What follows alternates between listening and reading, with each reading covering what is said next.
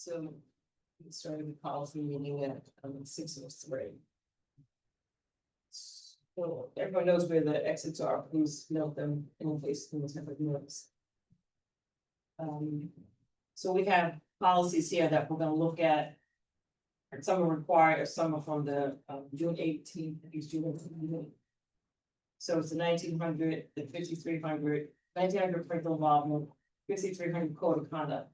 Keep in mind, the code of conduct was approved at the July 8th meeting.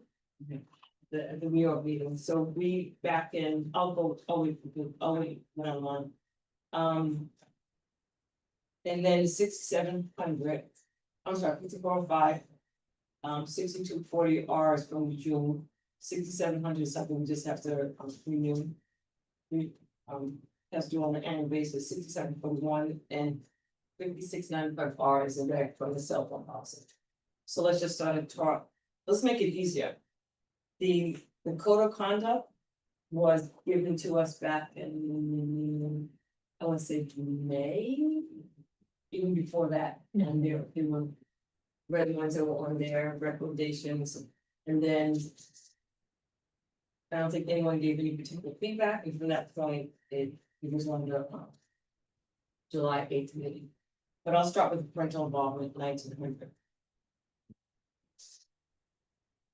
So I'm not too sure if everyone had an opportunity to take a look at it, if there were any suggested changes, it was something that was looked at, after look at every single year.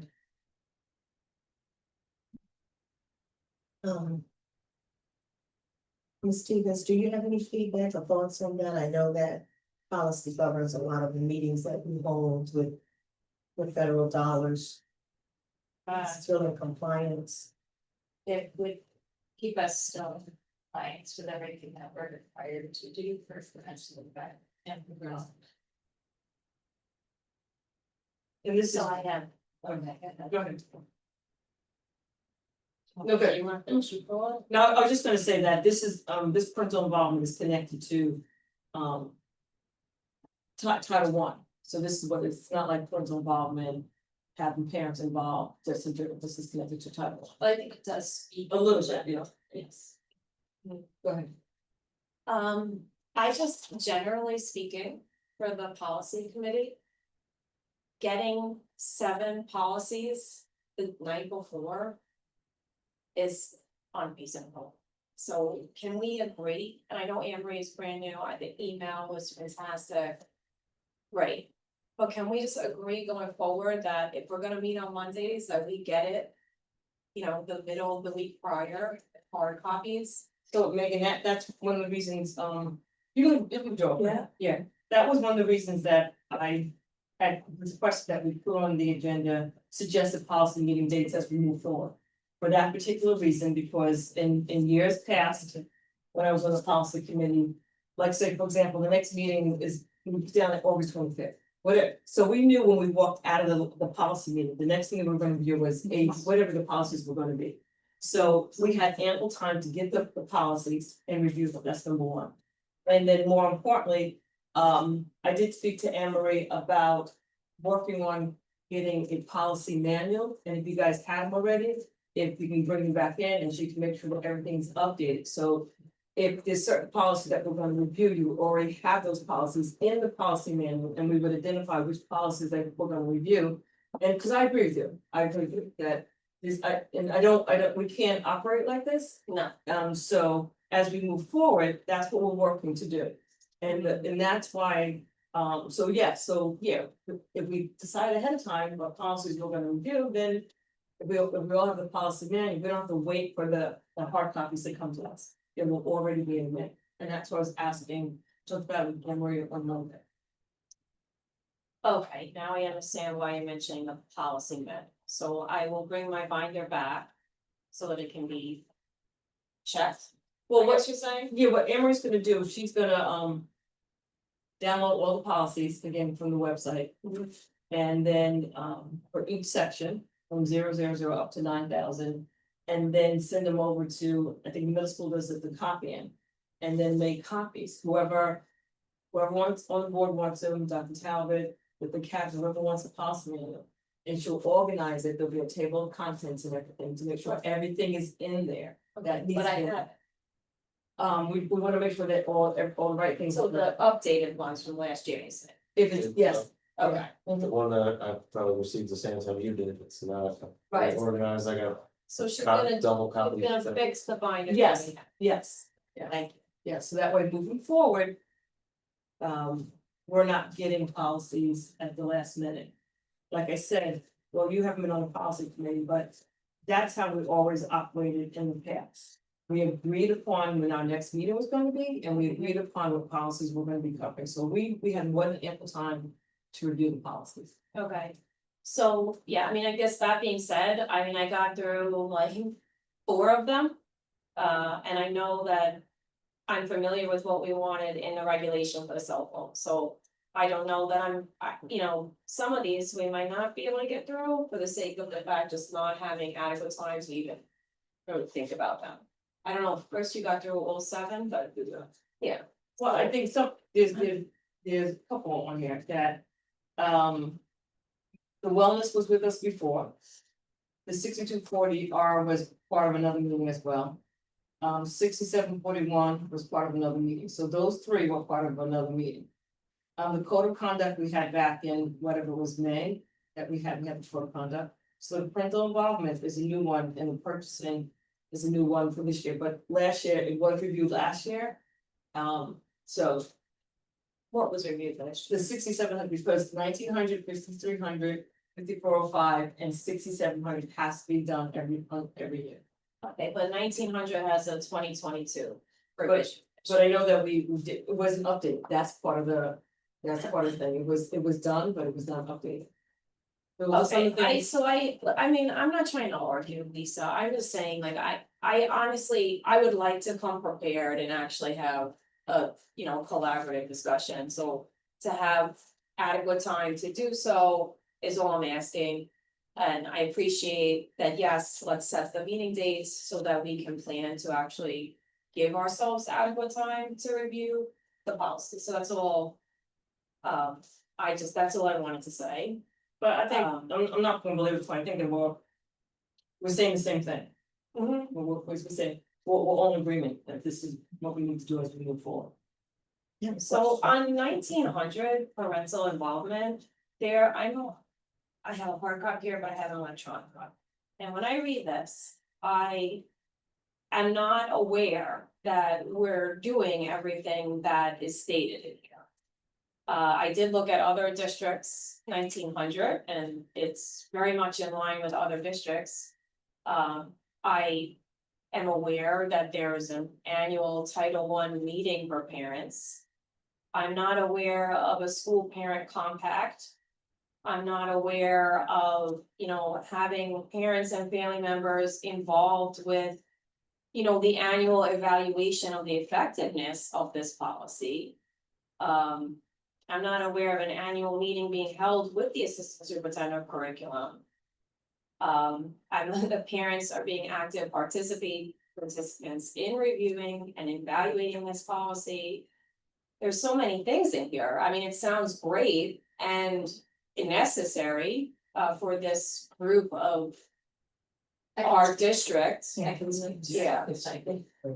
So we do meet annually, I can tell you this year, the meeting, was in mid-May, either the 19th or 20th. We do invite all of the stakeholders to the meeting, so there were parents there and there were representatives from community organizations. There were people from higher ed, all of the stakeholders that we're required to have. It takes a few hours. We go through an explanation of what the funding is, how we use it. We do review the parent policy. We do ask for suggestions. We explain about, we have to prioritize the needs, so we do explain all of that and how it works. So those meetings do take place annually. We do have documentation of it. We're required to submit that to the state, so we do have all of that. There's something else you asked, the compacts, students who receive Title I services, the families get the compact and they're asked to sign a cover page and return it. So we do have binders where we track those, each building has a binder where they're taking those compact signature sheets back. They are available in the main office and all the buildings as well. Okay, that's great. Now, so is there also a requirement that the parents help decide how to spend 1% of the Title I money? For the parent and family engagement, so that's all part of that meeting, so 1% is set aside specifically for the parent and family engagement. And that's part of the conversation, so we talk about each of the components of Title I and how we use them. We take suggestions from all of the stakeholders that are there. Okay, so, okay, interesting. So you had this in May, so what, is there something different that comes out of it that we're gonna do next year? So we spoke specifically about some of the behaviors that we see in students and making sure that there are parent nights to talk about things. So we are looking at, there are a number of organizations that do nights for parents about students' use of social media and how that leads to bullying and what parents should be looking for. So we're looking at funding some of those presentations through Title I. But there are also, high school did some this year, and I think Harvard did as well, about how to log on to Infinite Campus to get your messages from Parent Square. So that helps to build the engagement. Right. But the parents were asking for things like that, and the schools were looking at ways that they can bring families in to help them understand. We did talk about bringing iReady in to explain to parents how it works, how we measure student progress. So paying for the consultants to do that with about 10. Right. Okay, so and that's, we're gonna call it, that's what we call our parent university team. Yes. Okay. So. Oh, and we have a professional development catalog. We do have one. And we collaborate with the school PTA. To connect with and offer support and resources to parents. We do. The PTA does things to engage with these families. Thank you for your question. There's a bullet in here, like collaborate with the school PTAs and community agencies to connect with and offer support and resources to parents with limited English proficiency. Parents with disabilities and parents of migratory children. So we do collaborate with whatever the parent organization is, so we were doing that with APTC. They meet regularly with the building, there's a building rep for APTC. Who meets with the administrators to ask about what the needs are, so they do collaborate on those. To make sure that we're providing what we need. The communicating with families, we make sure there are interpreters available for all of the meetings that we have. Right. Most of the specific pieces for the families of multilingual learners comes through Title III, but we do make sure that those are covered as well. Okay, so thank you. Thank you for entertaining my questions, because when I read this, I just really didn't know that all of this was going on. So I think, like, I don't necessarily have comments on the policy. I would think that as a board, it would be nice to have a better understanding of the Title I collaboration, tracking, just some sort of check-in on that program. Maybe that's something that the board officers are gonna talk about, presentations of how we can fit that in as an update. I'll talk to the officer. Thank you. Any other comments about 1900 and changing the policies and all? The code of conduct. If you wanna hold up, so we'll put the parental involvement as a first reading onto the agenda. Okay. For 8/3, for 8/20. For 8, whatever it is, I mean, it's 8, 8, no, 8/13. 8/13, 16, almost 13. Is that a work session or? Doesn't matter, It's they will, combined, I think, is it combined? yeah, I think we have August, August 13th is the next meeting, and the 10th one after that is August 26th. Okay, so the Board of Conduct, I know you mentioned that we got this in May, but I don't believe that that's exactly what we got yesterday. You mean, Well, there was some red lines in the one from May that were not in the one that was emailed yesterday. right, because they were. So, I just state what, that, because you what- mentioned the one. right, so what I'm gonna say is this, is that, well, if we would like. Our next meeting is not until August, between like August 26th, that's the date that we agree upon. So if you want more time to look at the red line that was on the code of conduct, and I believe there was no comments that came back from the board on that, Dr. Sheldon. Or there was some. Yes, that was sent home earlier, at the start of the school year. With the red lines, we had started that work in 23-24. So it's been around for a while. However, the reason that we're bringing this tonight is because on page 12 of the student code of conduct, prior to page 12, at the July 8th meeting, it was readopted and we updated the cover page. And on page 12, I suppose was one. right, that is where, when we get to the regulation, that we would add a portion in the code of conduct about the cell phone policy. So under the student bill of rights, it talks about the student dress code. And it talks about their right to due process, student responsibilities, their right to freedom of expression. And so we would be adding student and personal electronic devices. Pretty much, we're going to add a statement, and then if we extract from the regulation, where it talks about the subsequent offenses, which would be page 2, under Roman numeral 5, damage, tampering, or misuse of pouches. Students are expected to utilize the pouches with care and integrity. Any intentional damage, tampering with, or disabling of the pouch will result in disciplinary consequences. So the first offense we're proposing is to replace the pouch that's issued, notify the parent, and the student may be required to pay the cost of the damaged pouch.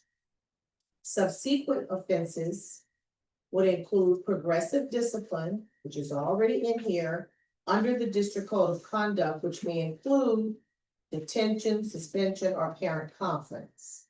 We cannot suspend the student for possession of, but, suspension could be an option as progressive discipline moves through perhaps damaging the couch, insubordination, things of that sort. So B, consider defiance or insubordination if a student refuses to comply with pouch use or storage procedures, which could result in suspension.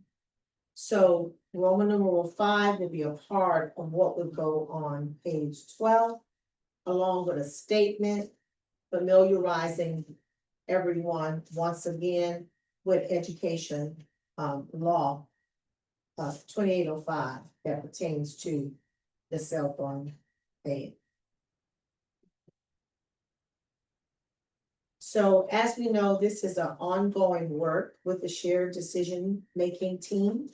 The attorneys did the red line, bringing us up to compliance with what was required by law, so to speak, at that time.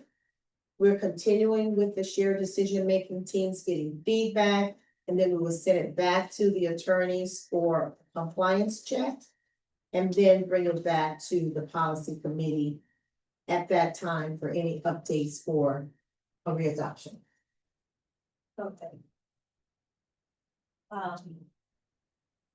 Thank you for explaining that. I do, so it does not have those red lines, so it's the version that we adopted on July 8th. That's what I thought. So I did have some thoughts for the policy committee. On page 3, there's a note in bold that the principal or the principal's designee must report all infractions to parents. And I inserted the same day by phone and email. So what I've heard from families is that they might not become aware of infractions. Day of. Maybe not even day after, and to be ensured that we are putting in writing the expectation that the communication is happening.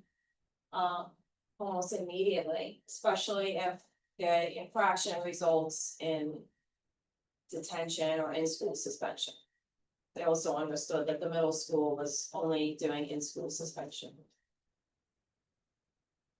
So my suggestion is to put a timeline in there, in writing, of when the infraction would be reported to the parents. If a student is believed to have committed a crime, the police must be summoned and parents must be contacted. I just put immediately. That I mean, means it's for a time, that happens. Yeah. That happens. It's just a word. I'm just saying that This is- portion happens, and I think that it's up to, I don't care if it goes in, it doesn't make a difference in terms of contacting the parents on the first day. I would say most of the time it probably happens, there's sometimes that where it doesn't happen. And then we can put it in, but if they don't contact them, then what is it, like insubordination part of it, the principal, assistant principal, they don't. I think it's just accountability, right? So you're just saying like, our expectation is that you're reaching out to these parents. If there's an issue, the parents should be made aware. If there's an issue that's worthy of an intervention, then the parents should be made aware. That's what, and it's just putting it in writing. It does make a difference to us. I'm okay with that. I think we just should be mindful of binding ourselves, with any additional liability. Must report all infractions to parents. I think we should, reinforce with the principals, of course, they must be timely. But when you put in writing, then we are putting ourselves into a litigious situation. It doesn't have. Should we just ask John about that then? Because I'm looking for. The expectation being set, because I didn't hear that it always happens, so I'm hearing different. So I appreciate what you're saying, Dr. Talbot, but. What word? But I'm bringing to the policy, What word? that it would be the day up. Let me go back. It's literally what tells me next I part. think that must report all infractions. Same day by Some phone and infractions are, may not get reported same day, they're not. Like threatening, the expectation is that there is timely communication with parents. We want that enforced, but I think we do have to just be mindful of what we're putting in a. Well, an adopted document by the board, I guess, and I hear you. my concern, thank you, but my concern is that it's cumulative. These infractions. So, although maybe this infraction wasn't like earth shattering and we wanted to run and hold the parent at that moment in time, it could be an infraction that then sets off an intervention, a more severe intervention, because the infractions are considered cumulatively. So what we'll do, we'll put the word in and we'll send it to legal and just, if the advice wanted to see what. I would like that. Your suggestion was, I had suggested the same day by phone and email, so this is, if you call, you might not get them. Well, then you should be emailing them to put it in writing. and I think we, Well, I think give we, it a little grace period of at least by the following school day, because if something happens at the end of the day. I think, yeah, maybe that's a question for John. Yeah, and I think we do need to look at it, because if something happens at 3 o'clock, 4 o'clock in the afternoon. They make an effort to contact the parents, it doesn't work, or something, if there's a serious thing that happens, they don't get to them at that time frame. Then what happens to us if we don't report it? So let's ask John on it. Same day, Okay, by phone or email. and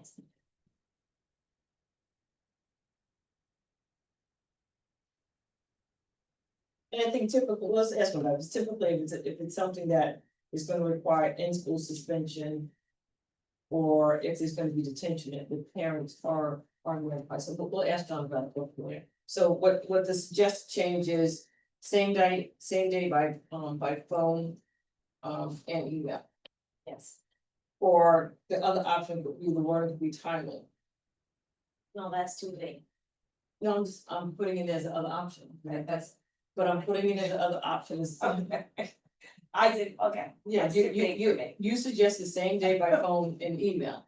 I'm putting in timely, And Chris is maybe saying within 24 hours. Timely, within 24 hours, something like that. Oh, by the end of the next school day. It's 4 o'clock on Friday. We're not gonna expect them to make a phone call on Saturday. By the end of next school day.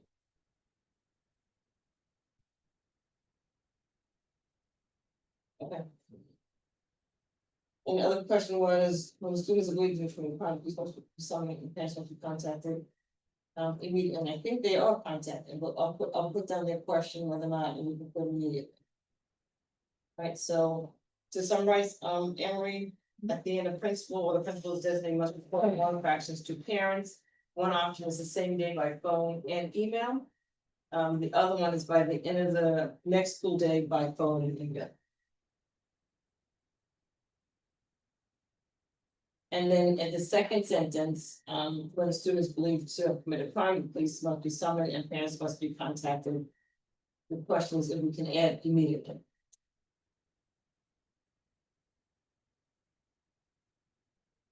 And I think the other, well, let's go for this, I'll make my suggestion.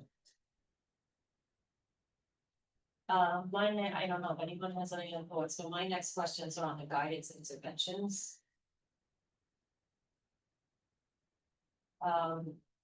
Peer mediation. Were we using peer mediation this year at all grade levels? What is that? We were not, no, No, it has been used, and we have discussed that as a part of our restorative practices to bring that back.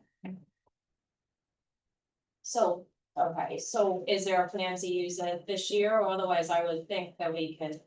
Maybe eliminate it for this year. Right. I would, I would, 38 pages, sorry, I'm starting page 4. page 4. Oh, okay. But I would leave it in, because if they, as an option, I wouldn't pull it out.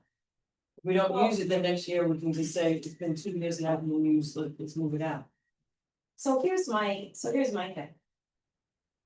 I've actually, over the course of this year, had to refer to the code of conduct and help parents. I've had to help parents try to figure out why their students were being suspended. And this document is not very clear at first read through.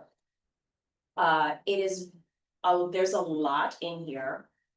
And I personally feel that the levels and the fact that there's different options in possible disciplinary responses can lead to misunderstanding and potentially inconsistency in how infractions are responded to, or maybe just the impression of inconsistency because of the way the document is presented. So I mean, I see you looking at me like, I don't know why. No, I'm giving you my so maybe, feedback, excuse me, you're just listening. excuse me, don't infer that I'm looking at you in a way and because I'm not, I'm what's running through my mind right now, you mentioned about peer mediation, so I'm trying to figure out where you're gonna connect with peer mediation to. Well- That's what I'm just asking, Okay, where am I connecting? Maybe I'm jumping ahead. That's what I'm just trying to Because figure that out. with the interventions, peer mediation, I think it would be great, but I didn't think it was happening. So if it wasn't happening, I would be inclined to not show it as though we're doing it, because this is where I'm connecting it. Okay. There's so much in here. And it's not clear, why is the response what it is? Why is the intervention what it is, if you have a 38-page document, as though there were other options to address the infraction? Yeah, let me just maybe provide a little clarity. So when you asked about peer mediation, I'm thinking peer mediation program, right?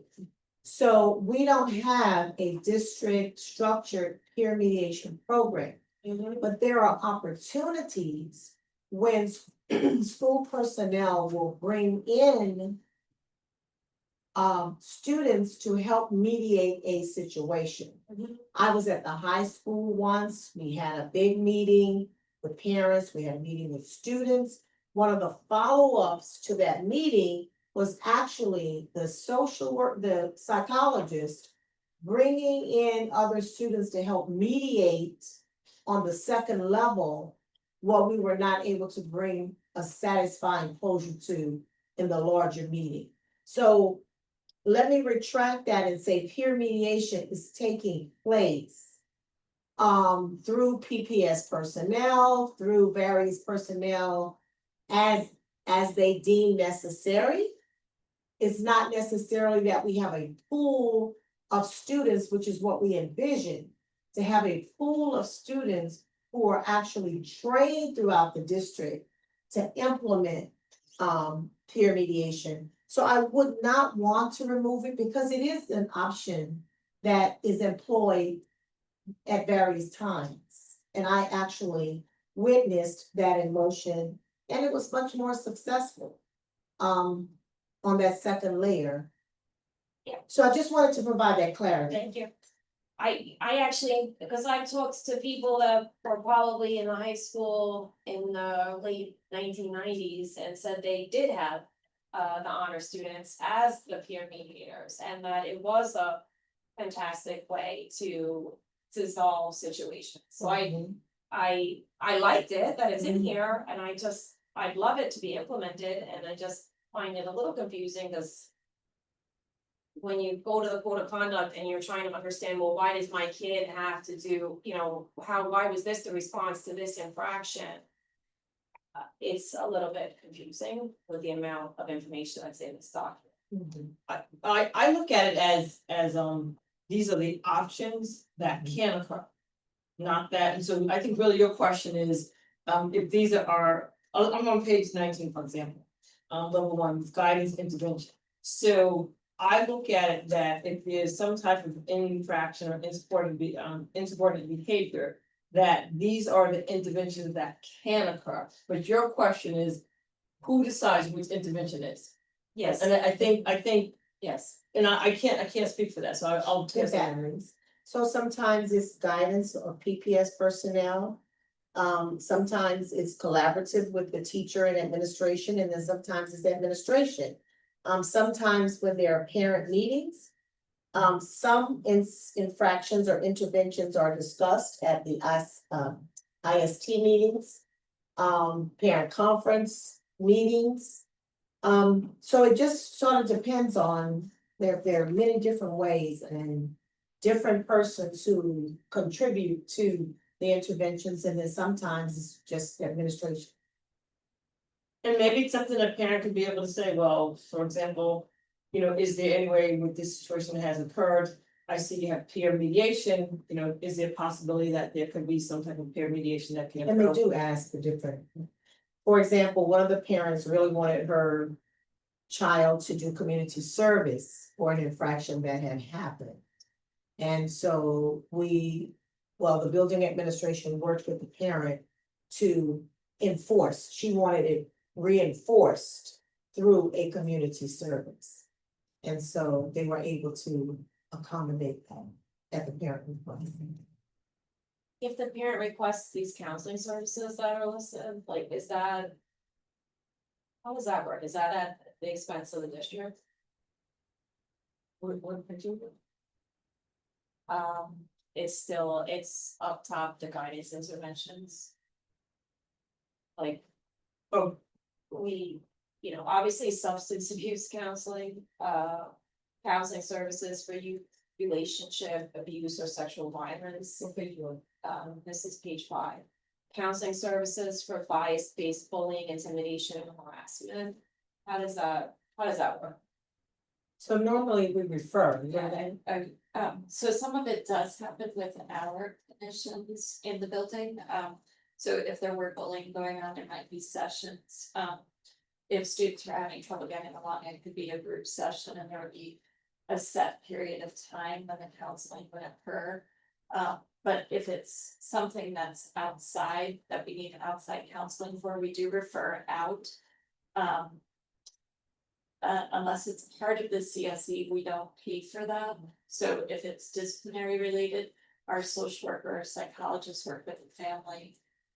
If the family tells them what insurance they have, they find the counseling centers that accept that insurance. Okay, so the referral, right? So, thank you.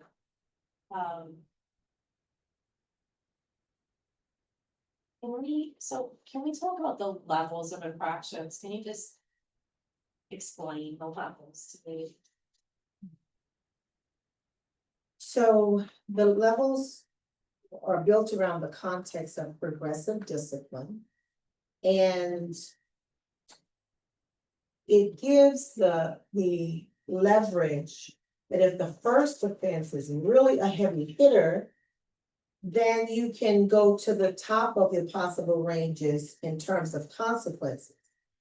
If the level 1 is the first time they committed that offense is not as serious, then you can go to the lowest consequence or disciplinary response in that particular level.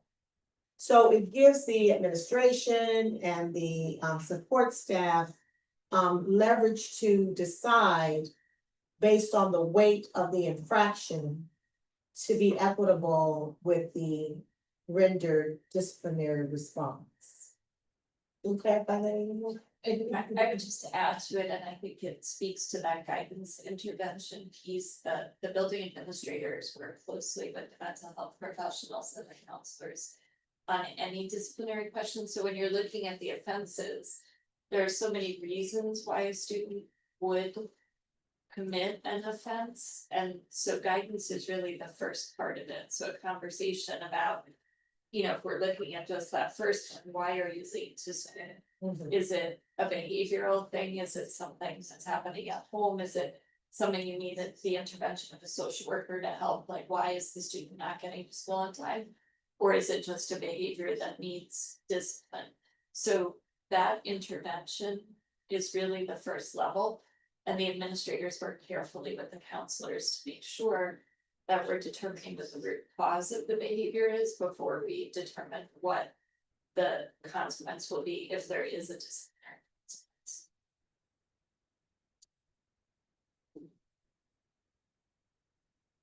So why does, so when you go to level 2, it starts with like A09. Like, so does that mean, so what does it mean, like, if you're.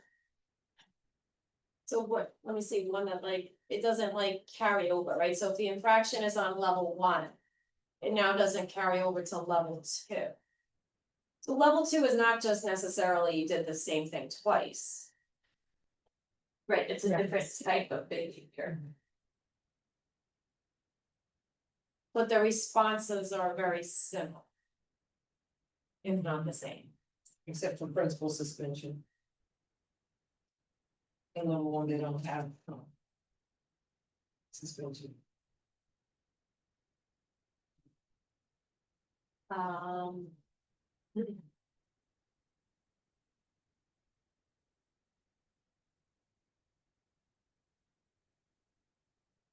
So there's also mentioned that some infractions may not apply to students in pre-K to 3. So then But down my nose, I said, well, then maybe we should separate pre-K to 3 from pre-K to 6. Although I'm saying, at the same time, I'm saying like simpler is better. But that jumped out at me. Is it as being unclear, like, what does that mean? I don't know. Where are you seeing that? So on page 6. In the paragraph that says levels of infractions. It's like the middle of the paragraph. Yeah, in the middle of the paragraph. Towards the end of the line, some infractions may not apply to students in grades from pre-K to 3. So I don't know the intent when it was written, but there are some infractions when we report them to the state, it's only for students who are 10 or older, so maybe. That's why they would separate. A level, I don't know why grade 3, Because 3 is like 8 years old, right? maybe 9 years old, if you're a little bit older. I don't remember. Alright, so I question, so I don't know if that's, if you are gonna continue to have meetings on this code of conduct, I just question for clarity. What did that mean? 2 lines above that, it said whenever possible and appropriate, intervention should be given the lowest level of disciplinary response, so I crossed out whenever possible and appropriate. It just said intervention should be given the lowest level of disciplinary response. Well, I think that whenever possible and appropriate is important because there's such a. Sometimes a level of severity that takes place. On a weighted incident the very first time. And when it says some infractions may not apply to students in the grades pre-K through 3.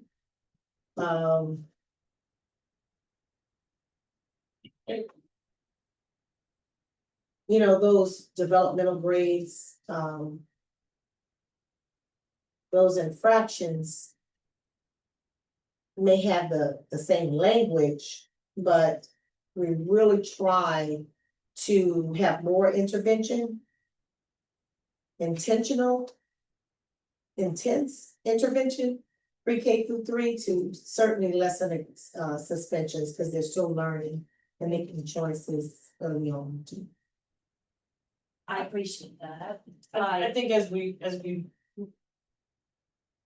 move forward, because the code of conduct has to be in place for the beginning of the school year, I think that what some of the comments that you're asking about the pre-K to 3 to separate that out.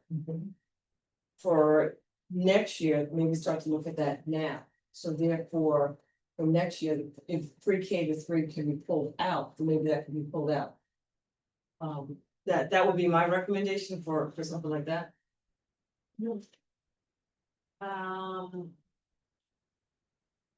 Doesn't seem like that hard, I know, like, it's just, Is that just referring to the infractions? But I think more importantly, if we, I think it's, let's put it this, if we're pulling it out, what will be different levels, will be level 1, 2, 3, and 4. Will the consequences being different, are we gonna pull some of the language out of there at the different levels, meaning the language, let me go to a page. For example, on level, I'll do level 2. So on level 2, what is the intent to say that, and I'm just saying hypothetically, are we trying to say that like A09, A10, and A11, I'm just pulling out numbers, are gonna be removed from pre-K to 3? So I think what my point is that I believe when this is being looked at, you have involvement with teachers and administrators.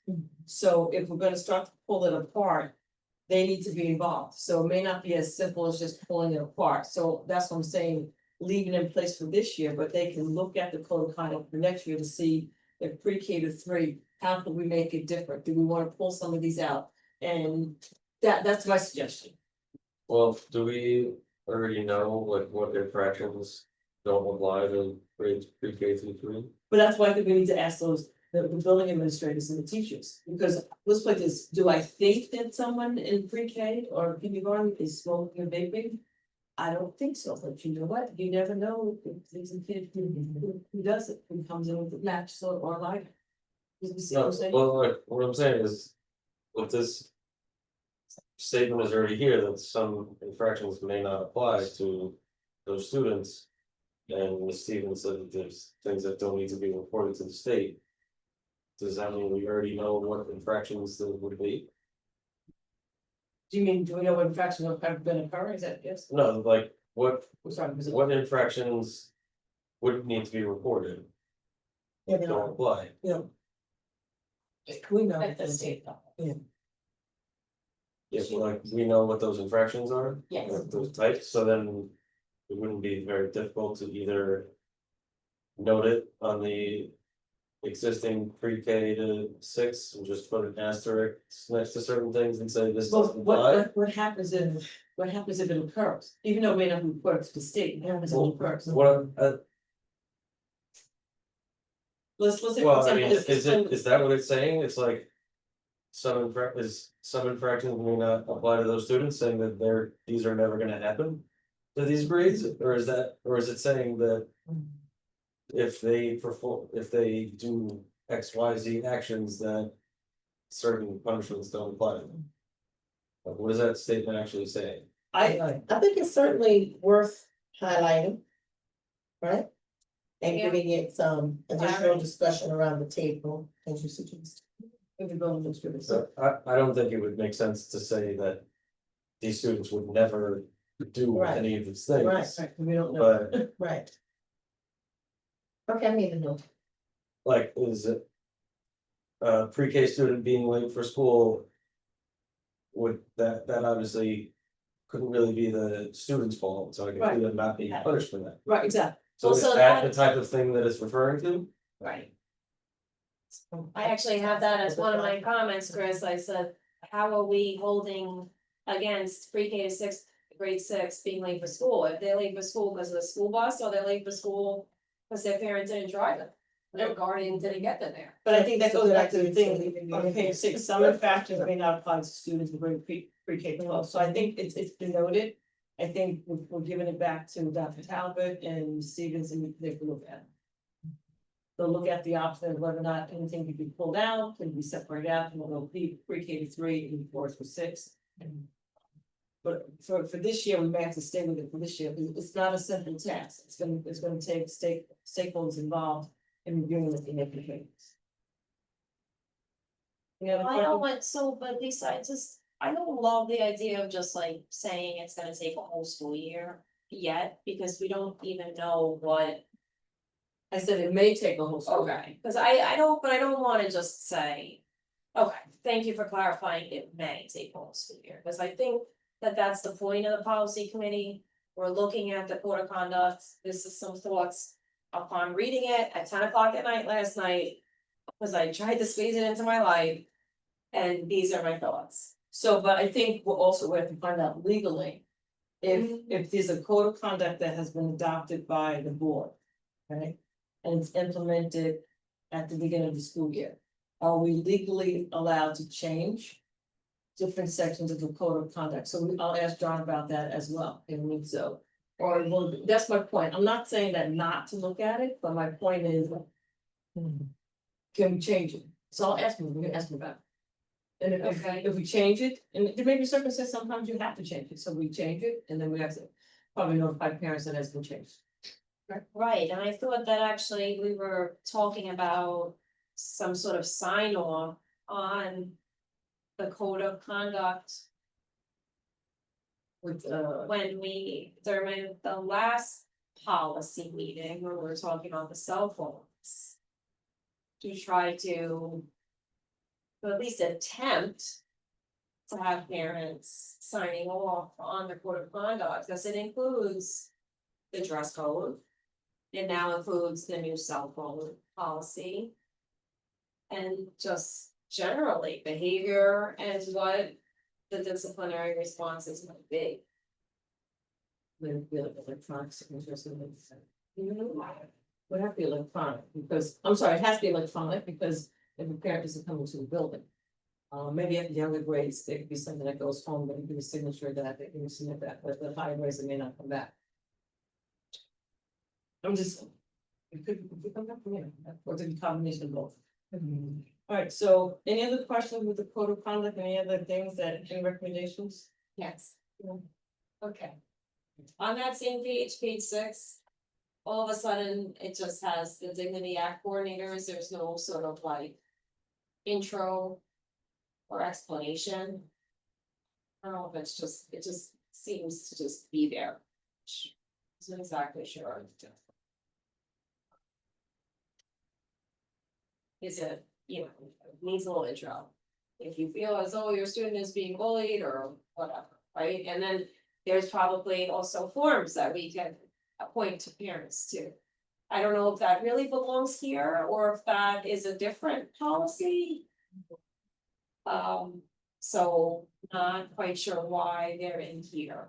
Support conduct. So there is the DASSA. Yeah, and there's a policy for Dignity Act. For students, there is a separate policy. Right. I don't know if that, is that policy cross-reference, check the bank here. I think the simplest thing of doing that is just to, do a short paragraph of what is the purpose of the Dignity Act coordinators, and if you need, we just say please refer to policy number, to obtain the necessary forms to follow upon.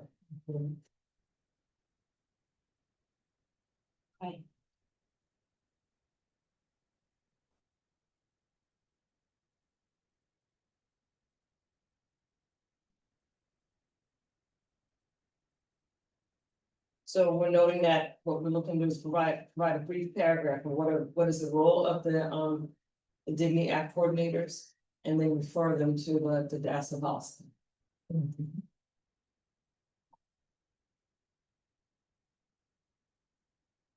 You have that, Emily? Dignity Act coordinators and refer to the DASSA, DASM policy.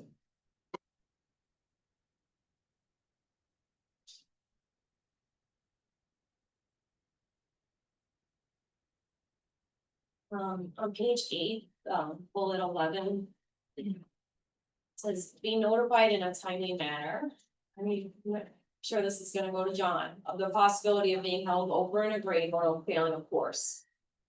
So I was looking to define that timely manner, in my notes, I said teachers to notify parents via email or phone within 48 hours when a student has failed 2 or more assignments, I don't know, like. Some sort of threshold, to ensure that the communication is happening. So again, just, The principals normally give the teachers the timelines yes, as to when they should notify parents of the possible promotion of jeopardy, that their promotion is in jeopardy. Yes. And then for the grades at the mid-quarter, they do report the grade range at that mid-quarter so that they're aware. And then parents are notified when a student is at risk for fail. What's the reason that the building principals would establish the timeline of the parents being notified? Can I, before we go to that, just with Parent Square, what I have seen with Parent Square is that the teachers have been really, is it Parent Square? Well, the teachers have been really very good at. Yes, Parent Square, of sending a message to parents to say that, just to let you know that child has not handled an assignments, failure to hand assignments in for being, failing of the class, so. I mean, I would just say, let's put it down as notes, John, I don't know, we need to put it as. Because there's 2 things, there's grade failing, and then there's a failing of not going forward, but there's also not doing well in class. So not doing well, I think it leaves it broad enough. That at the building level, if there's a teacher who's not doing it, then there's enough. What am I saying? Enough consequences for that, not consequences, but follow with the teacher, because if they're not doing what they should be doing, which is reporting to the parents, because that's what the teachers should be doing. They should be reporting in Parent Square that this is what's happening. So it's a lot better because we now have Parent Square. Before Parent Square, it was a phone call. So if you put a time on it, the question is. What time are we putting on it, you know, is it, that's one thing, if it's a failing of class. I do agree, it should not occur at the end of a quarter. A parent should not be notified at the end of the quarter that, oh, by the way, your child is failing. There is, I know at the high school level, there's what is that thing? The infinite campus, you got to see the grades. Right, you Real see in the parent campus, in the parent part, but progress reports, those are part of these progress reports that come as well. So midway through the quarter, you do have the progress reports and you get information in there. So are we looking for, That's a high school student. right, that's what I'm saying, at the high school, I'm not too sure what's it, I think the middle school gets progress reports as well. And the reason I just thought of why you might not put a hard timeline on it, because it might depend on the class and the teachers themselves, and how each assignment might be weighted on their final grade. Giving you the opportunity to make up assignments. One teacher might vary one to another. But there are set time frames because, there's a grading window for every marking period. And so within that marking period, there are hard deadlines that teachers have to follow in order to meet the grading window. And so within the whole spectrum of the grading window, you have grading window 1, grading window 2, and then there's midterm. So at midterm, that's when the counselors and the assigned administrators are having those meetings about where are the students in terms of a successful completion of school year, in terms of graduation or moving on. And then notifications are sent out to parents during that window of time. So they do have a window of time that they send out information. And then, of course, you know, parents do receive on the secondary level the 4.5-week progress reports, the end of period report cards, and all of that information informs the parents as to where their children are. The teachers do report failures to the principals with parent, there's a form and it indicates the students who are failing and when the parent communication was. So they are tracked. The principals. At all grades. Secondary. I mean, grades are different for an elementary, it's not, right, their standards against grading as opposed to passing that. But the student is, we're trying to bring our students up, right? So our lower level students that are not hitting the mark, we should be figuring out a way to alerting the parents, because if it's not a pass fail, but it's a 1 versus a 4. Well, I think those internal procedures. right, I do think those conversations happen through parent conferences, through the IST. Right, so when students aren't performing on grade level, there are meetings, so the parents are invited to these meetings, so. They do meet with the teachers, they do conferences, whether in person or on the phone. They do provide the results of diagnostics to show parents where their child is falling. What the expectation is. Is that only if the student is not doing well? Because I've had to like ask for iReady printouts like every time. No, yeah, so I don't, so just kind of saying that if it was actually written down with an expectation. That we would have a way to say, this is the expectation, because if some teachers are doing it, great, but are all teachers doing it? So I have a question, is it something that? Being at each grade is different, right, each building is different. Is it something that, maybe what we should be asking for is what is the process and protocol that occurs in each building when it comes to. Notification of a failing of a class or failing a couple tests, which could lead to failing a class. How do they communicate with the parent? If it's at the lower level, you know, what is their their protocol or their process in their building of providing information to the parent, because. My concern is that I would hate to put something here that would be like sort of a broad stroke, but also hearing what Megan's saying, let's first find out what's in place. And if it's something that's already in place, if it's written, so then now we can say, maybe what's beneficial to a parent, I'm not sure what goes in the code of conduct. But maybe for a parent's point of view, for a parent's perspective, it now could be posted for that particular school on the website, where we need to put, so therefore parents will know that in my building, this is what happens. If it's not happening, then they can follow through. But for some reason, I think there's something like that. Each school has. In the close codes. yeah. So, not the close but, Just has to make sure it's enforced consistently.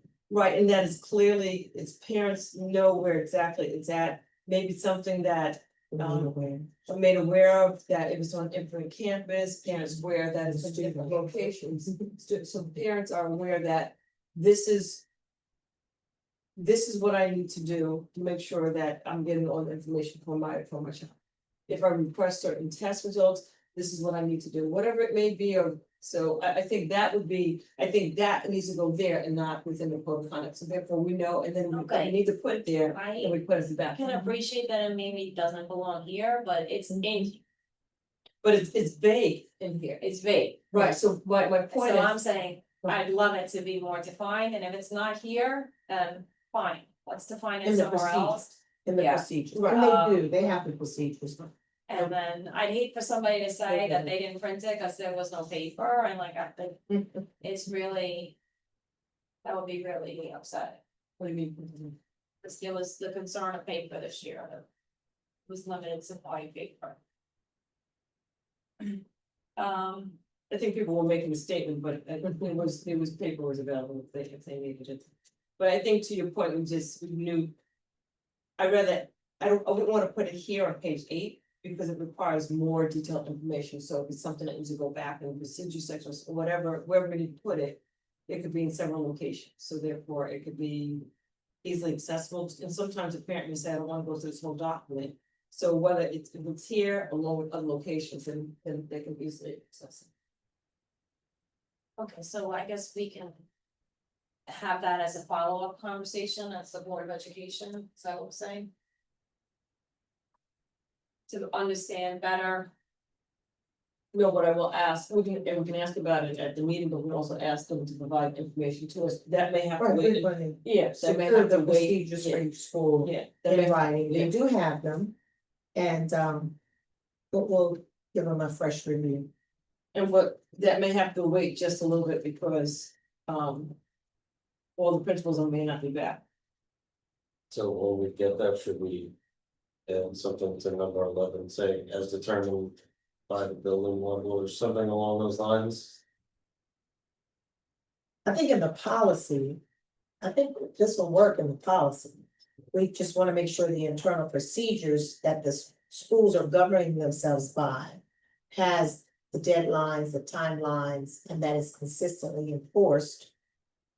So that all parents, for example, would receive a copy of the iReady results, because there's a parent copy of those results that should be given to the parent, yeah. So we'll address that. But more importantly, if it's written that way, parents will be able to know this is, what's there. Anything else in code of conduct?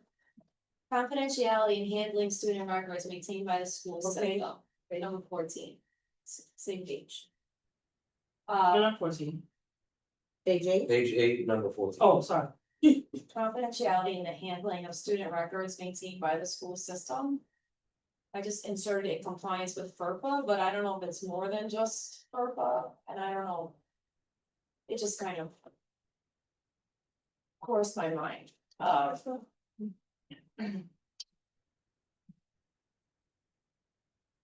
So it's stating that the students have a right to confidentiality, yeah, as it pertains to their student records.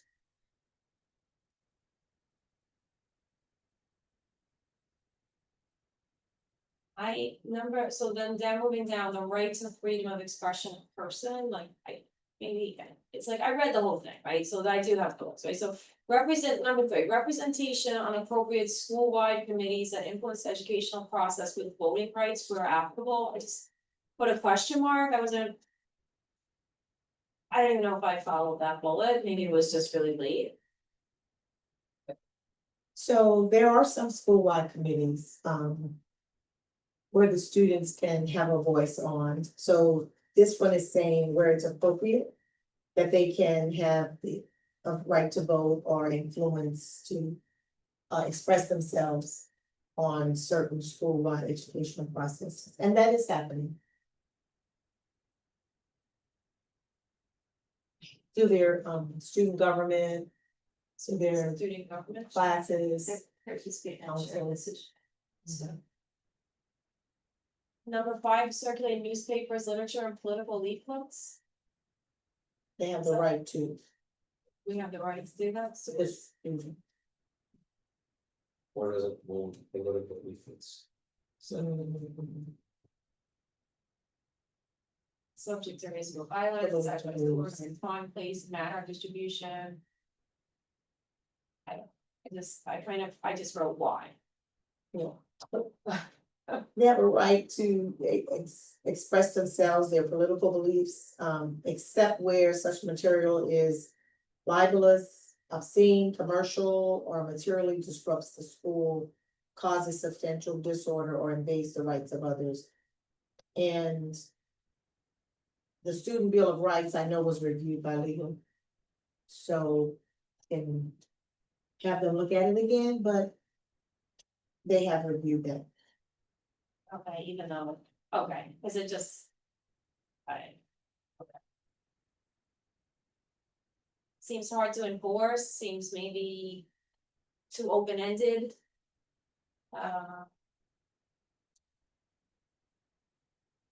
Number Okay, we're 8, making determine their own dress within the parameters established by the Board of Education policy. And consistent with religious expression, except where such dress is dangerous or interferes with the learning and teaching process.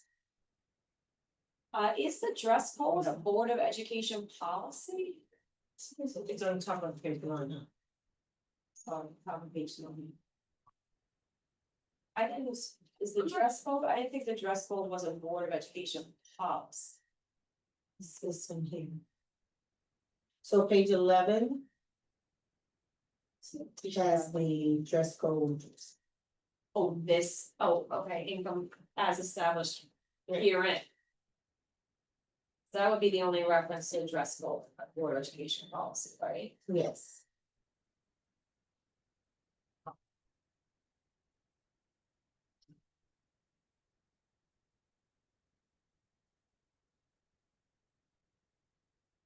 I've never thought of dress code as dangerous, Yeah. I kind of crossed out the rest of the sentence after Board of Education policy, and I would almost say like, as established herein, or in section. There is some dress codes up that way that can be dangerous. One of those spiky bracelets. Or interferes with the learning and teaching process.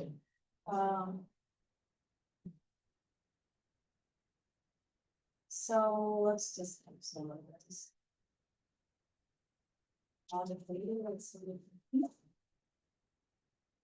The right to due process, number 5, receive written notice for the reasons of disciplinary action taken against them in a timely fashion. Page. I just slide down a little bit, or so on the Okay. Roman numeral 3, bullet number 5. Instead of in a timely fashion, this is the same comment, the same day, same action. So that it's, I'm sure there's probably other references in here. I think the only thing will receive written notice of reasons for disciplinary action. I think don't they have to go, that has to be reviewed and everything. So so this is what I'm thinking. Just, and please correct me if I'm wrong, Dr. Talbot, Stevens. So when I'm seeing disciplinary action, let's say someone is caught vaping. So there's a couple of things that can take place with the vaping, the consequences connected to it. So maybe they have to look at a couple things, maybe they have to look at, is this the first time this kid has ever gotten into trouble? You know, has there ever been an issue before? And then maybe they may think they have to take a look at, so it may take them 24 hours to make a decision on what the action is going to be. So. My only thing is, I'm not too sure. In terms of disparate action, can it occur in that same day, they may not be able to do it in the same day, they may have to look at things. Yeah, and it's just saying that the student has the right to receive written notice in a timely fashion. Oftentimes, there's a lot going on sometimes with incidents, and it may not be able to be immediately. Usually, things happen at the end of the day, when you have a chance to sit down to write up all the paperwork associated with incidents at the end of the day. Because you can't handle it in the midst of it going on, right? And then sometimes the investigations filter over for days until you can reach a fair disciplinary response. So sometimes the reasons may not be as expeditious as we would like them to be, but all things given, they should be timely. I guess my concern with timely and not putting a stricter expectation is that even on the simpler ones of just. You're vaping, well, you know what you're gonna do if you're vaping. So you can provide that response, but if it's, you beat this kid up, and so then that might take a little bit longer. That's why timely would be appropriate, Right. because Okay, but I address- just, you want it to be prompt. I understand, and so do we. yes. Want it to be handled. But I think the biggest Yes, problem, I my would question like is communication this, with the family and the student, and yes. but if it's communicated to. My only concern is this, is that. And I hear what you're saying, I think the key is this, is that it's the communication. It's making sure that the parent or guardian is aware and is communicated with. I think that's the key right there. So, but also I don't want something to happen so quickly. That it's written and it's given out in less than 24 hours, but then they go back and they take a look at things, or maybe someone's been accused of vaping. And then they send out a written notice that the child is gonna be, I'm just saying, suspended for a day because of vaping, but then maybe when they look a little bit further, they find out. The kid actually was not vaping, they were there, but they were not vaping if they looked at cameras a little more. So my thing is, if we put a time frame on it. I'm okay with time frame, but my concern is that a time frame here may not allow ample time for it to be reviewed. And a decision to be made, and there may be other things that they're thinking about in terms of that particular kid. Do we need, is this the first time, is this the 8th time they've done this, do we need to do something else, so that's my only concern is that. I think that. It just one of the, I wouldn't say 24 hours, 48 hours. I think that may be too soon, but I think that. Okay, well, we had said before that we were gonna talk to John, right, about the timeline thing, so it's the same comment. It's really the same comment. The student dress code. I thought that the student dress code was actually more comprehensive than this, so my comment was, why do we have it here if we have it elsewhere, and you can almost like. Refer to the student dress code to make sure that it's the same, or that there's just one document that's defining the student dress code. No, I know, but I'm saying, I'm saying like, where else is this restaurant at? No, Oh, where else? No, nowhere else. Nowhere else is it? Other than okay, student so then handbooks, or they put posters sometimes around the school. They do address it at the orientations, they do address it at back to school rallies. They put it in their letter that goes on the parents before school starts. So that they will come appropriately. So it's in the student handbook is where I probably read it then. I'm not sure. I guess it's the same paragraph in multiple locations. Yes. That's really what my point is, like, Consistent, yes. to be consistent. So I said this before, so I'm on the level 1 for pre-K to 6. I crossed out being late for school. Because just like we said earlier.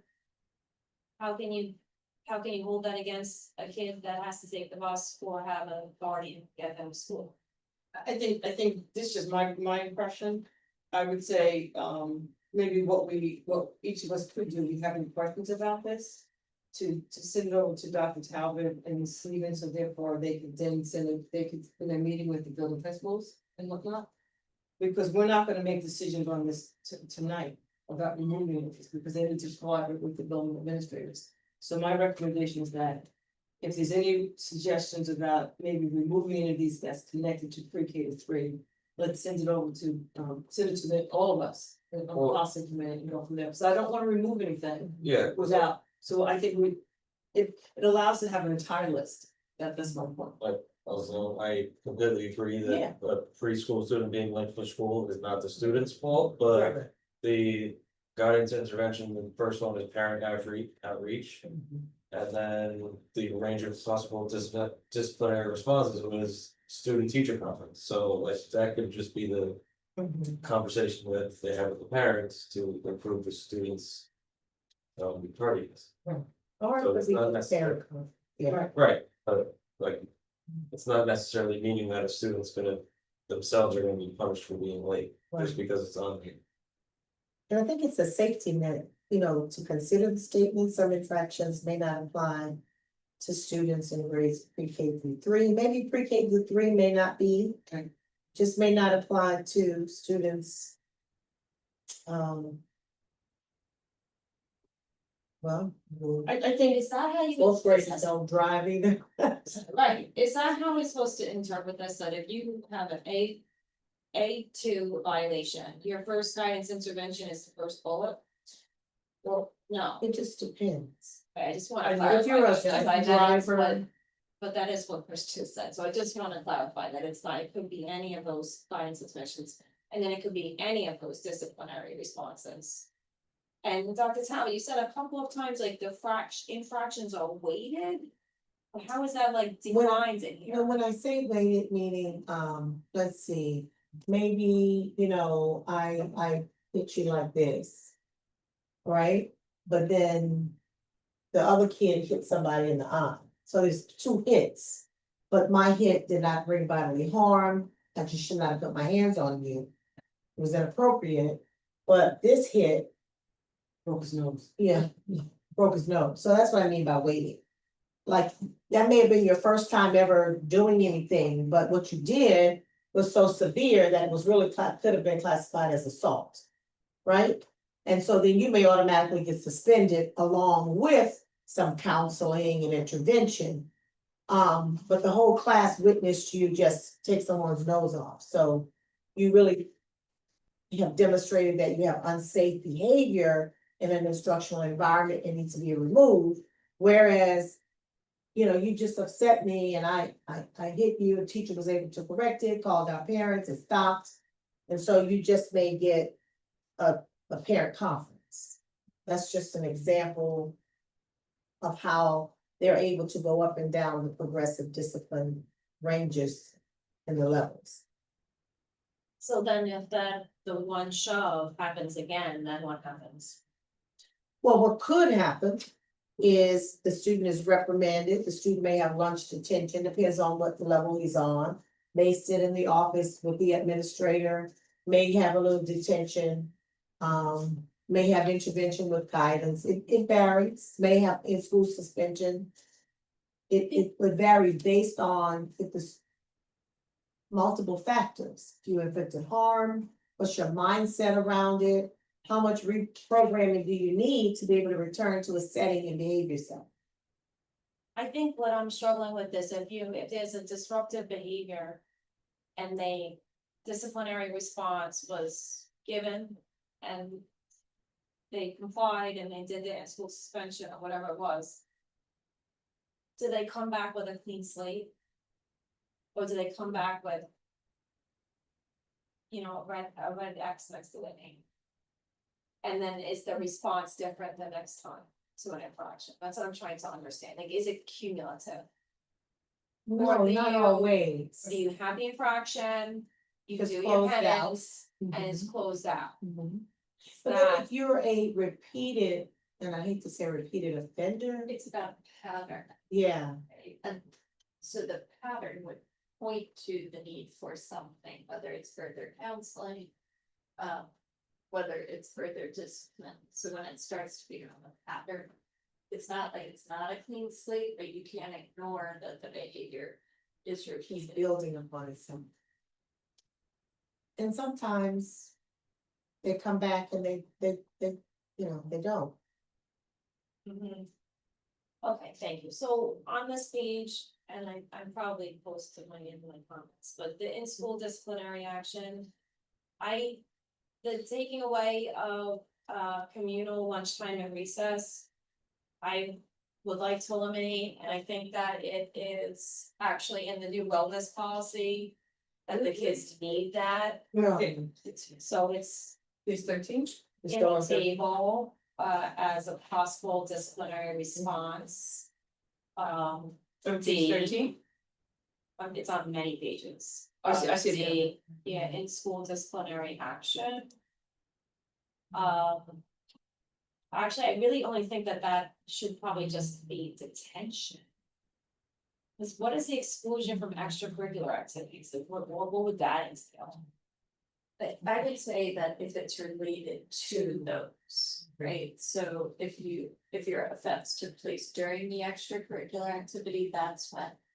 You might not be able to return, it might be a suspension from that. I like saying these are the Yeah, tomorrow fighting. fighting. Right. Cafeteria. Or like at field day.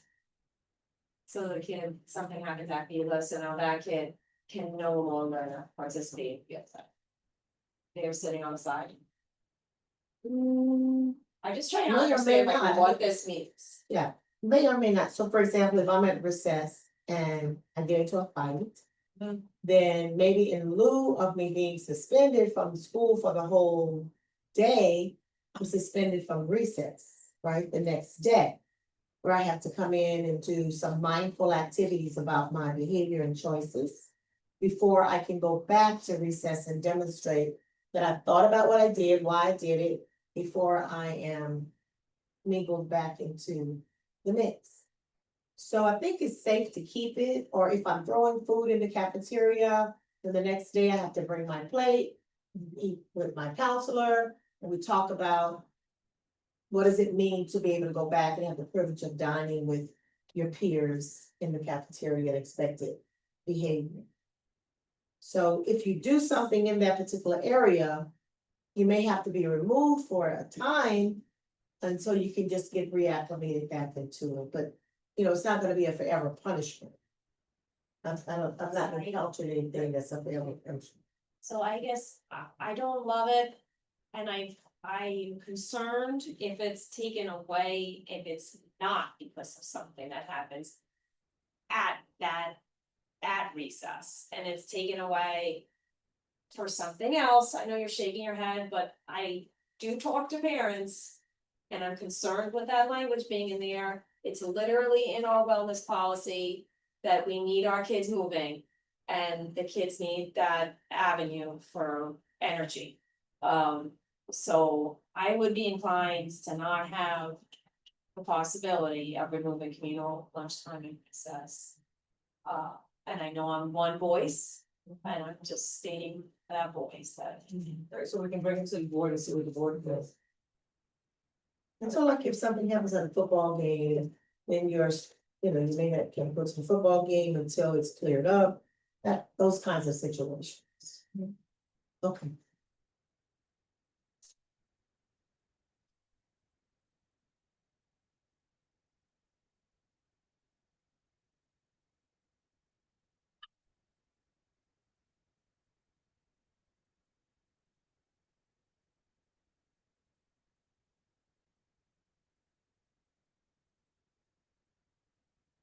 Anything else in code of conduct?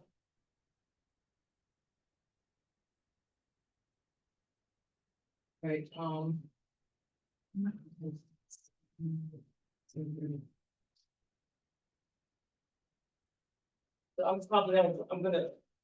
I got something else school at 8:15. Actually, no, it'd be 30. I can tell you this one. This one, that's one, too. Yeah, let's do the wellness one next. So, the wellness committee, had the consultation of two, wellness liaisons from Western Suffolk BOCES, who actually brought this whole wellness policy up to date. And it aligns with the, they started out with a policy assessment, and they rated our current policy. And based on that, the areas where we were deficient, they built it up. And then, for example, they use the wellness school assessment tool to assess the policy and to realign it. So for example, where it says, let's see, there's NES one. The NES one would stand for, where there's FR, so that's the federal requirement. NES would be, Nutrition and environment and services. yes. So at the bottom, it just says, consider adding a line about how and when families will be informed that all students receive free meals regardless of income. We've met with Ms. Haynes regarding this, so we're working through some language to get the message out. And then on the next page, which is not numbered, but. So can I just, because that, some of the notes that were here were some questions that I had. Mhm. So that language would be placed here in the policy as well? Yes, we would need to add, Okay. consider adding a line, is what they're recommending us to Okay. do. Those, go ahead. About how and when families will be informed that all students receive free meals regardless of income. We're just waiting for another piece of information as it pertains to our federal funding before we can formulate that language to send the right message. Well, what do you mean by that? This federal funding, you're not. So, it's important that our parents, as best we know at this point, return the school lunch forms. Because the the school nutrition food lunch forms are aligned and tied to federal funding for our title grants. So discovering the best language to say your children are eating free, but we still need you to return your form because your form indicates how much money you get about federal grant. Misunderstood. And so because CEP has been in motion, it's been increasingly difficult to get the forms back, which lowers the amount of money you get back from the federal government for your grants. Any comment from the two of you on that? That's exactly.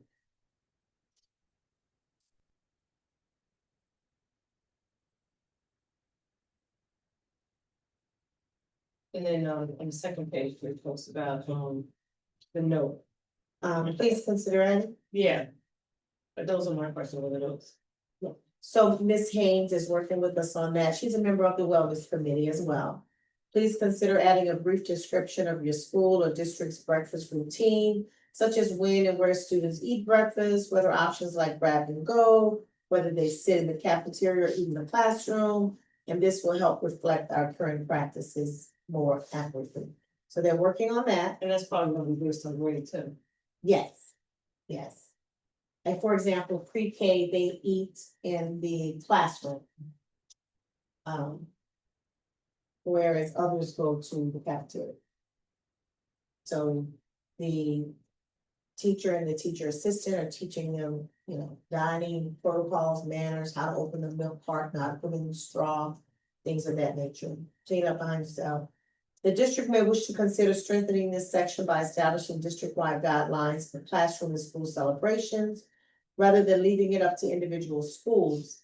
This can help ensure greater consistency and reduce inconsistencies in what is allowed from building to building.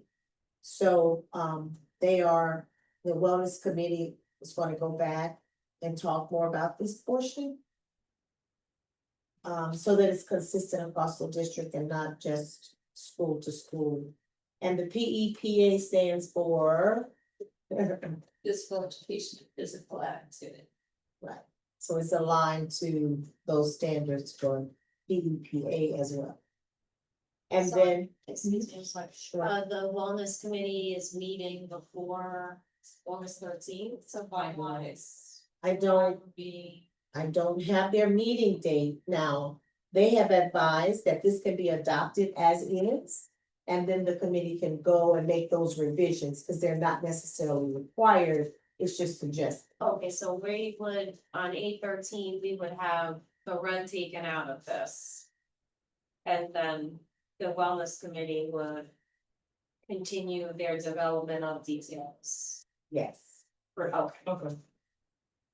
thank you. Right, so we can remove the red. Adopt as is, knowing that the wellness committee will go and modify. Or expand based on the red suggestions. Okay, and then we would, and then we would make sure that everybody knows about this new wellness policy. Yes.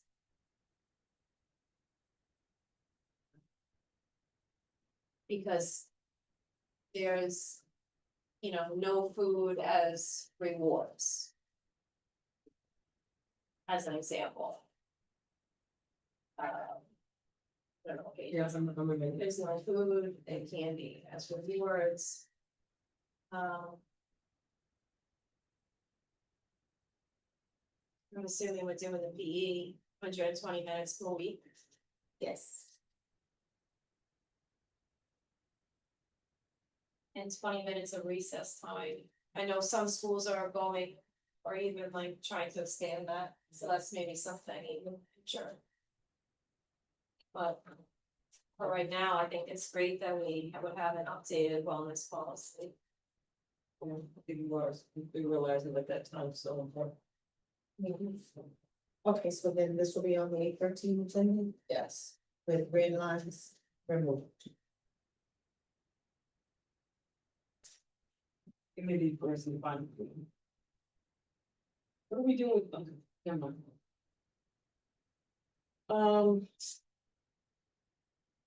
Can I? So. The 6240R, Static and probably a little. and the 60. Yeah, let's do 6240 in the R connected to that, Okay, and then. And then 6700. okay, 6240, the only opinion or comment I have there is I don't really think there's a designee for the treasurer for purposes of investing. It's the treasurer's job, so there is no designee for purposes of investing funds. but in the policy you said? Yeah, I'm sorry, but 6240 line 3. Okay. Because he was appointed as the designee on the July 8th meeting. He was, He was. but this is saying that the treasurer or his or her designee, and that's my comment, is the treasurer doesn't have a designee for purpose of saying, go ahead and invest our cash in this bank and So just the treasurer, just the treasurer, nobody else. just the treasurer. So But right, for purposes of deposits, and you notice how it also says and or depositing funds. There are, school lunch employees, for instance, they're moving cash to the bank, so I think this has to be broken out. alright, so It's what not- what is the recommendation? So in accordance with this policy, the treasurer is authorized to invest, period. That's district funds. Right. And the treasurer and or his designee are authorized to make deposits. It's predominantly the treasurer, but there are other deposits being made. And with your permission, I'd just like to work with John to make sure that language, he's okay with that language. Yeah, after we make revisions, after the policy committee. The policy goes to legal for review and Okay. feedback. And then it goes to the board. Okay. So thank you with this policy. So for purposes of investing funds, it is the district treasurer's responsibility to do that. So we wanna say in accordance with this policy, the treasurer is authorized. Authorized to invest district funds, including proceeds, all that language is fine. And then you can add another sentence, the district treasurer or his designee is authorized to make deposits.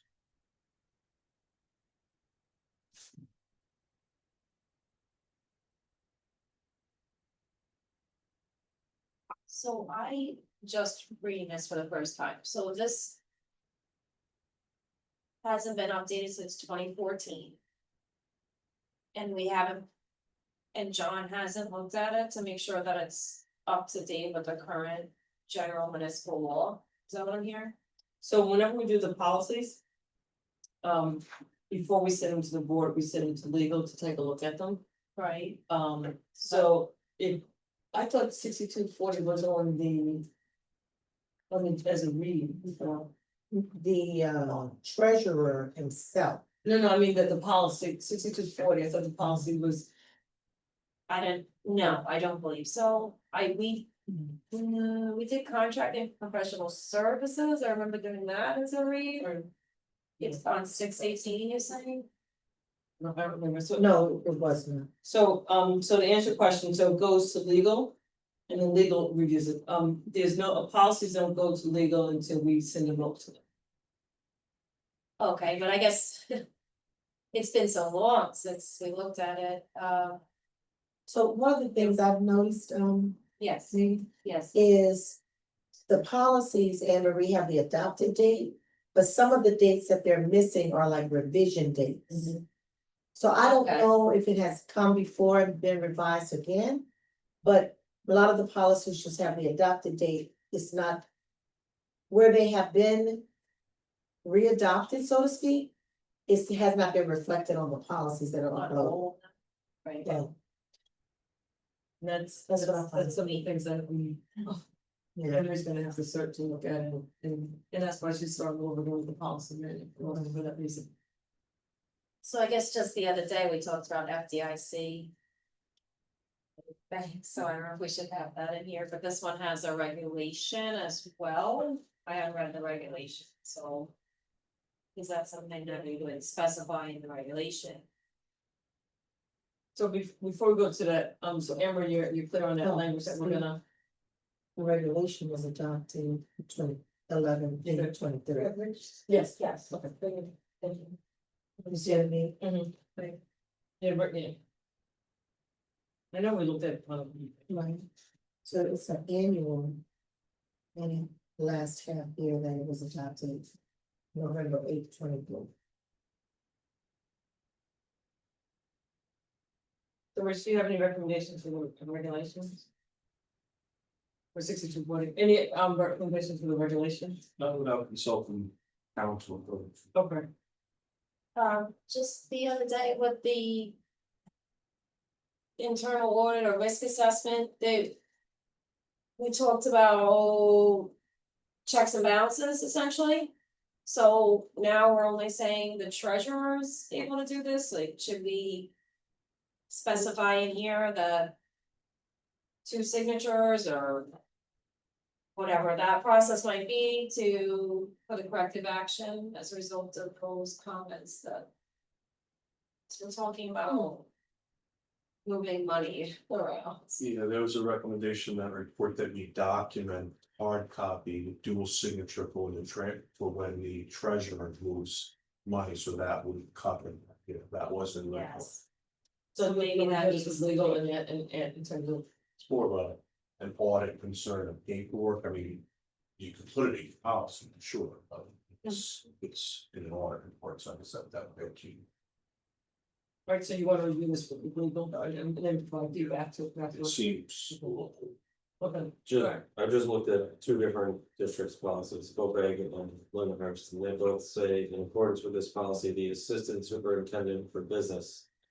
Or his or her designee was authorized to invest. So. They basically, instead of the treasurer, they named the superintendent. So assistance, that was me, so he was always the treasurer. So it was, you were it was you listed on the policy, but then your designee was the treasurer. The treasurer by definition takes custody of district's cash and they are board appointment, and that's supposed to be the way it works, so. I'm aware of that language, but it's not for the business official. to be in the banking software, having full access to move money unless there's an emergency. And that's why they elected to keep that.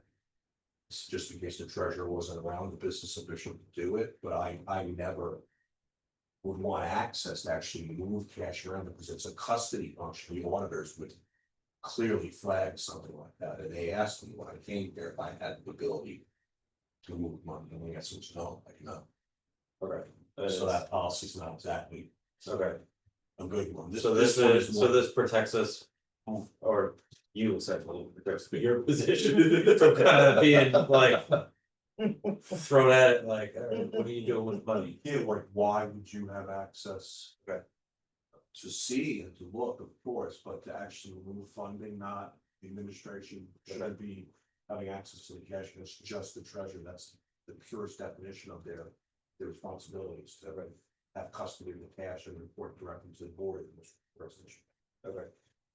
Alright, so these two, 6240, 6240 are, will be reviewed with. Yeah, or I just wanted to clarify that C, that all those regulations are complete, because I think there's a couple of missing. Right, and then we can also, we need to add in anything from the, Yes. I'm thinking.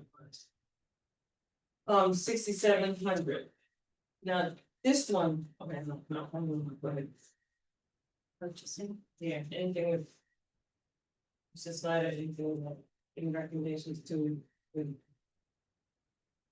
Nothing. That I saw, except at the end, just to draw your attention, I was listening to the read at the very end of. 6700, the comments and recommendations regarding purchasing policy.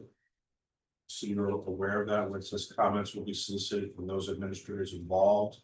In the process before suggesting revisions to district policy. You already see why yeah.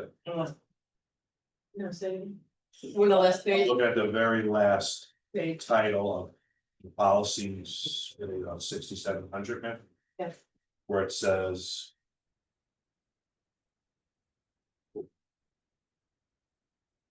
Comments and recommendations regarding. so your comment is. Exactly. My comment is we have to do that. Okay, okay. So it's not like you said we need to remove it out, just that we need to do that. So should we meet before 8:13 then on this one, because we wanna be able to bring this one. On 8:13 as a first reading, potentially a first and final. We have 8:13, we also have 8:26, so we can bring it on 8:13, if there's any questions or comments, we can always bring it up on 8:26. Without the policy committee actually.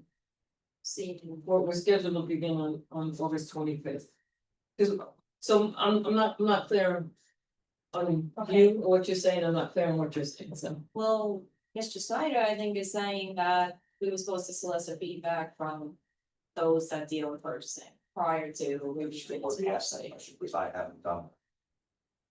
So name the persons or the positions that should be consulted in the procurement process. Could be people, and certainly people in my office, the lady who assists me with purchasing, the accountant. Or the requisitioners in the main offices, just have a conversation with them to see. But there's room for improvement in our purchasing procedures for sure. So I like the language, this is unique to me, I've never seen it. Before when we had to go out and solicit, it's actually a good idea, and we just haven't done. Yes, I think I'm I just a think my little, staff and I have a lot to say. no, I think I'm just a little. I'm trying to connect what you're saying to what Megan's saying. So I think that's where I'm. So I'm saying if we have some feedback, then should we, as a policy committee, then meet again, because we're supposed to then. Bring the policy for consideration by the board, that's what I'm saying, so we should meet again on 8/11. So I think I just wanna obtain clarity from you, Megan, so it's not that.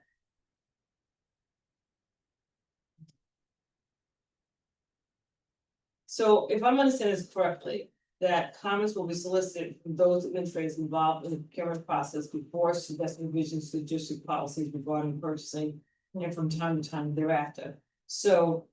All is just being stated, if I'm understanding correctly, that with this policy 6240. 6700, sorry. that if we we're gonna make any changes in it, then we would solicit comments from the administrators involved in the procurement process. Am I reading that the right way? Let's say before suggesting a revision, so basically, if we did a first reading at the next meeting before this process happens. Then we're ignoring the part, then we can't suggest revisions, I guess. Because we didn't go through that part of the process. So Snyder is saying he could go back to the business office, share the policy, talk them through it and get their feedback. Which is fine, and we still, the key is we can still make it as a first reading. Because what we can bring to the board is that, or at the meeting, you may be able to have that information back and just say that. Some verbal feedback. Right. Exactly, so we can say this is some verbal feedback from this particular, that regarding this particular policy, right? And then at the policy committee meeting, the next time we'll have another one will be August, whatever, 25th or whatever that date will be. And then we can decide if we want to make any changes to the policy. So we could do it that way. So as long as we have First reading. the existing, what's in policy in front of us, and then any feedback that Mr. Snyder gets, then. At the first reading, I was saying that would fit this. Right. Or the second. Right. Okay. And I'm not saying that we're gonna approve it, you know what I mean? Yeah. Well, we can at least we can bring it to the board's attention that this is what was discussed and gonna be a little bit more feedback, so therefore it won't be the first time that they're hearing it. I mean, I have thoughts on this, so am I not sharing thoughts though? Mhm. So I have comments on this. You know, both, Okay, so first of all, 6700 has 5 other policies that are like associated with it. So I'm just looking at that in the table of contents and I'm going, I didn't read all of them. they're not connected with. They're like purchasing. I know, but we're not, but each policy is separate, so we're just looking at one, we're just looking at I this one think that policy. like, I seems as though they're interrelated, so if you read them all together, you get a better picture of the process. You know, on the first page, for example, competitive purchasing, There's a general municipal law, section 103, and related sections set forth the cost thresholds that trigger the requirement to solicit formal bids. So I had jotted down some notes that purchases of commodities, service, or technology may not be artificially divided for the purchase. For like, to satisfy that buying threshold, to like avoid the formal bid, right? Like, so I'm saying like, we should put in our policy that we're not allowed to artificially divide our orders. So that we're avoiding that purchasing threshold that triggers the formal bid. It's the law, the claims or whatever. Worth Is their- on top of it. They have to look at it, it'll be a pretty bad thing to let some. You know, it's an old. You know, if we buy $10,000 worth of computers and then 6 months later we buy more, it's a cumulative threshold, once we hit the. $20,000 plus one, the whole thing has to now bid. That's basic purchasing in New York City. Okay, I'm just suggesting additional language, right? I'm just. It doesn't suggesting- hurt, because that's what the law says, Right, because it says that, and you have to consider what you're gonna buy within the 12-month period, and plan accordingly, so that you're not, and that's one of the things I'm looking at. okay. So that's like under the bid limits. Similar procurements to be made in the fiscal year will be grouped together. So is it the fiscal year or is it within the same 12 months Fiscal year. of the date of the purchase? Fiscal year.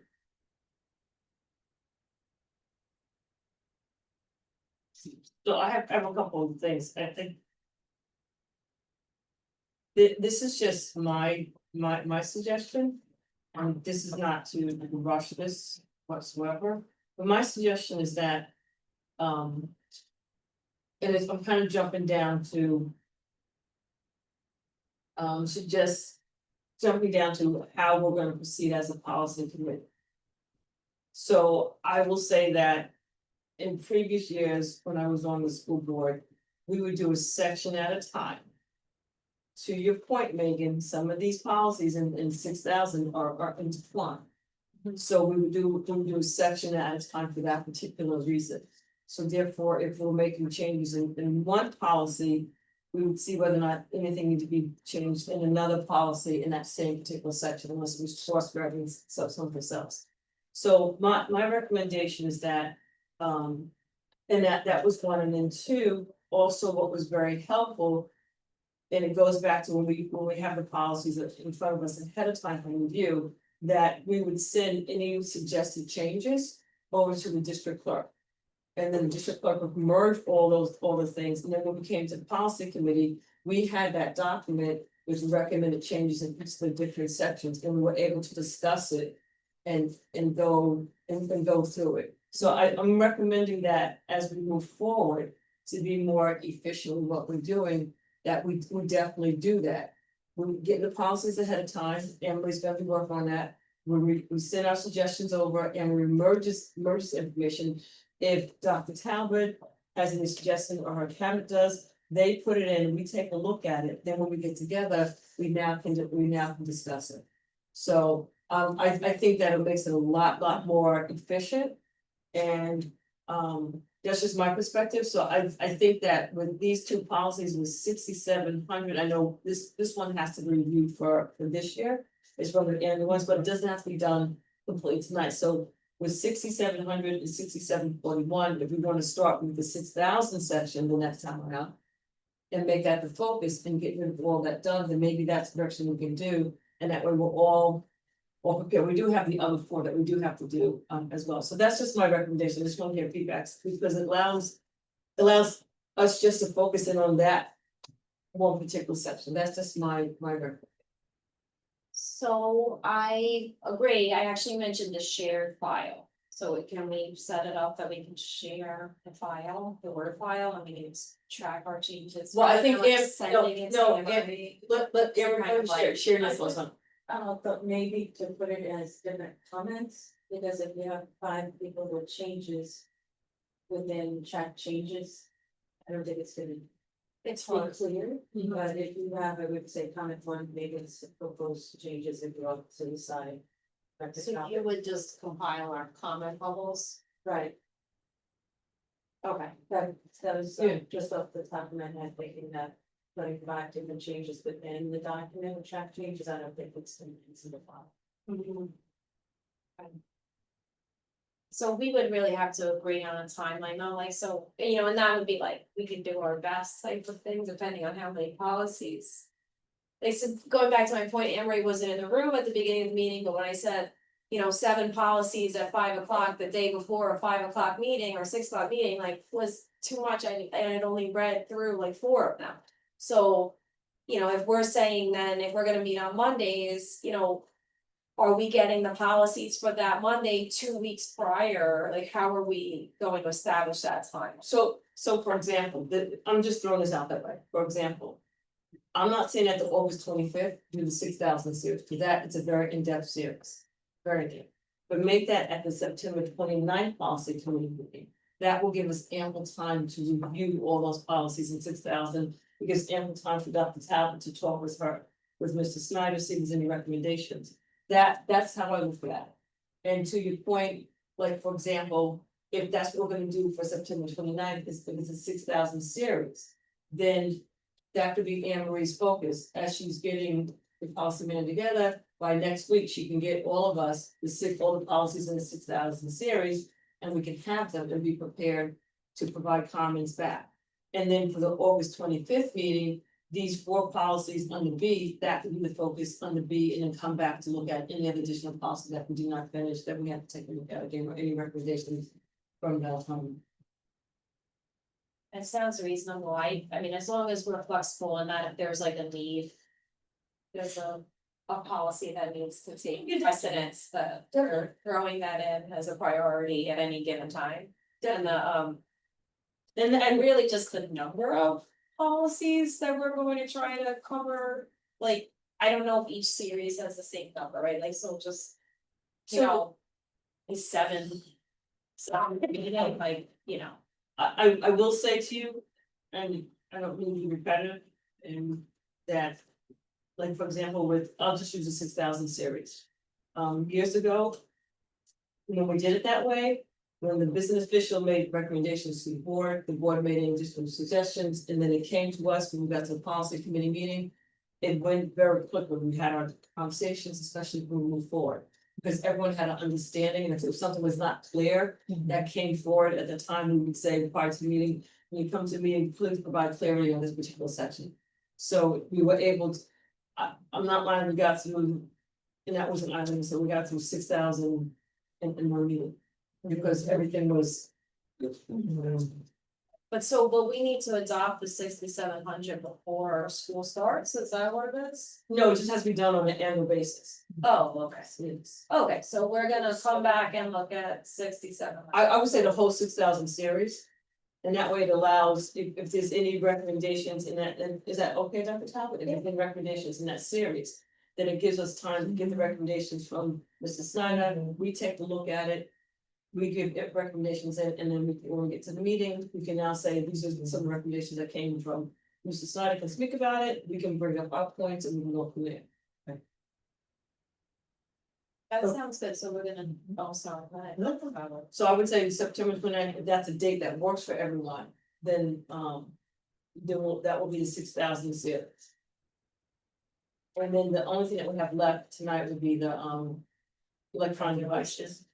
So we would table essentially 6,700 and 60. We're not table, we're not gonna but it's not a meeting, but we have to, okay, yeah. So that will be part of that September 29th, is that's the date it's good. And now we're up to the regulation. Sure. So 5695 student and personal electronic devices. Pretty much, sure, explains the procedures as to how we're going to go about handling cell phone bans throughout the school district. So we started out by sharing the purpose of it, the definitions of internet-enabled devices, what it includes, the bell-to-bell, meaning when it has to be enforced, and then pouches, which are the secure lockable storage cases for grades 6 through 12. And so it also talks about when it's applicable during classroom instruction, the instructional school day, passing periods, lunch, and study hall periods. The procedures in grades K through 5, they're encouraged to leave them home. If they're brought to school, devices must be silenced and stored in a secured location in the main office. Devices may not be accessed during the day. Grades 6 through 12, once again, please leave them home. If they are brought to school, the device must be silent before entering the school building. Secure the device in a lockable pouch immediately upon arrival. Keep the device stored and locked for the entire school day. Where's it gonna be stored along? It can be in the book bag, as long as the pouch itself is secured and locked. So when it comes to the damage, tampering, and misuse of the pouches, the students are expected to utilize them with care and integrity. If there's any intentional damage, tampering or disabling, then the first offense would be replace the pouch that's issued, notify the parent and guardian, and the student may be required to pay the cost of the damaged pouch. Do we have a mechanism to accept payments from students? Well, parents, Snyder, the question was, do we have a mechanism to accept payments from students or parents? I know that we are looking into the cashless process through the extracurricular fund. If they had to pay for the pouches because they tampered with it or something, then they have to pay the main office. And so, Trustee Neri was asking, how would they do that? Right now, it's whatever, and forgive me for not knowing the process, but if you damage a district computer or lost a textbook or Back in the days when we were at CP for school, like you didn't pay a lunch bill, even if you buy snacks and ice cream, you still paying, I think you don't pay those bills. There's a process presumably in place to collect those monies. And that's what we're following, most districts are going, as Dr. Town mentioned, to online, electronic payment system, money on account. And I don't know where the district is with that process yet, but that's certainly what I'd like to take addition. So that there's not cash. Physical cash taking place in the buildings, and these things all online and hitting our account for that one.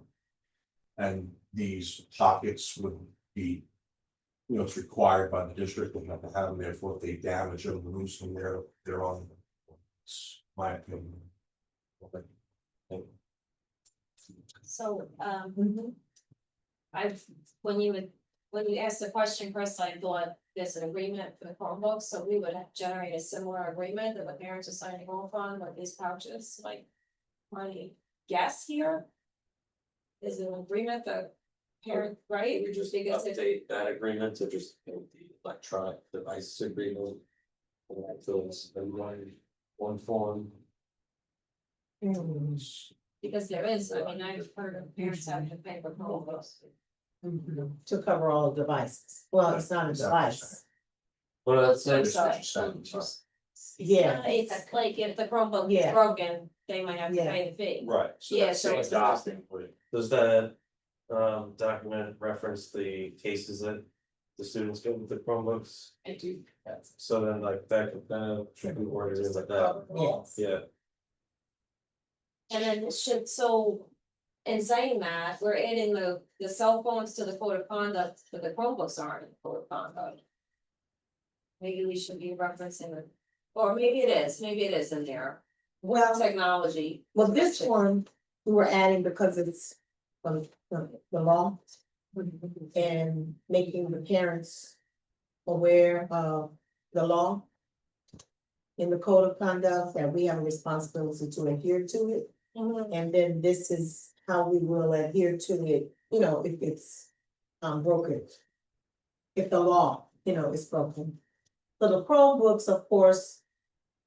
Not law, but we do have an expectation that we're gonna handle them in a particular way. Right, and I said that, and I think there is something about like damaging Says district property or something. Damage to school property or property belonging to staff, students, site, right? So. The C bullet, like the student may be required to pay the cost of the damaged pouch, like. I don't know, may is, Yeah, yeah, yes. Because. Some may be able to, some may not, how far do you enforce it if you just don't get the money? right, Was it, we because- got into a fight and it's my pouch when he tore it, and he said he didn't tear it and that you tore it. Mhm. Sometimes, If they're found liable for it. In that wording. Liable for damage. so maybe you're required to pay for the cost of the damaged pouch. If If found- they're found liable. You wanna add that? Yeah, like you said, there might be an instance where their couch broke, but it's determined that they're not in the closet. Their couch was wrecked. Okay, It does say in the beginning. yeah, intentional, Okay. and then, so it's may. It does say may. It does say nay because. You might not get the payment, but you need to secure the cell phone. So if you don't get the payment, then do we now have to take that kid's phone and put it in those lockers in the main office? I don't think high school have locks. Well, we it's talked I about thought we were gonna have them as a backup Right. for situations like Yes. this. We're looking at the them main now, office things or. Yeah. Yeah. the main office, We got a couple of different things we're looking at in terms of the storage. On a wall in the main office lockable thing that'll hold dozen or so phones. Mhm. That's an option that we're describing where if a kid intentionally damages the pouch, it's a disciplinary issue. Now you're paying for the pouch or you're not paying for it and the phones go to the invoice. That's kind of what I'm. Yeah, cause then, since they don't, since at that point they're not able to have a phone with them, they might be more likely to. They'll pay for the pouch, they'll figure it out. Pouch, right. And do we have an estimate on a range of the cost of each pouch? I do have it in my office, so yeah, well, off the top of my head. But like a $20 to $50 range, not like $100 to $200. Oh, yeah, kind of thing, yeah. yes, 20 to. Right, so it's like more a reasonable number, not like we're asking this families to pay $200. Yeah. Plus a pouch, Right. Yeah. I think that's what we're doing. Okay, but so you're gonna summarize the costs, like we discussed?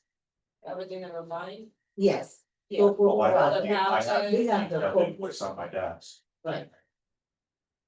So do we wanna, Share that do we wanna put in there if they found liable or not, that's just one.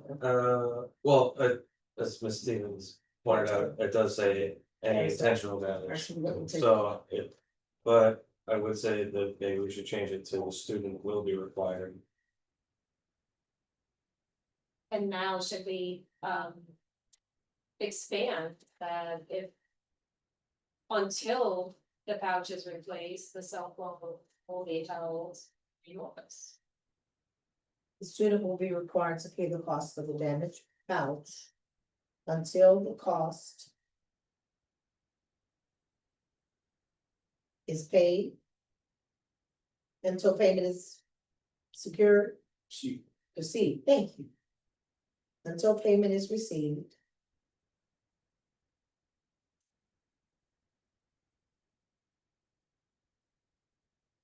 The student device, can say phone.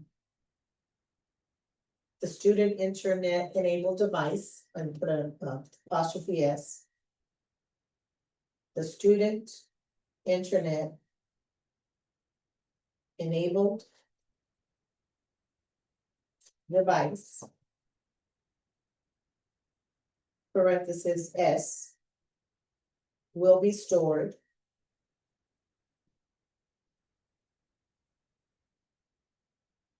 In the locked main office storage, Short area in the office. locked in a secured area.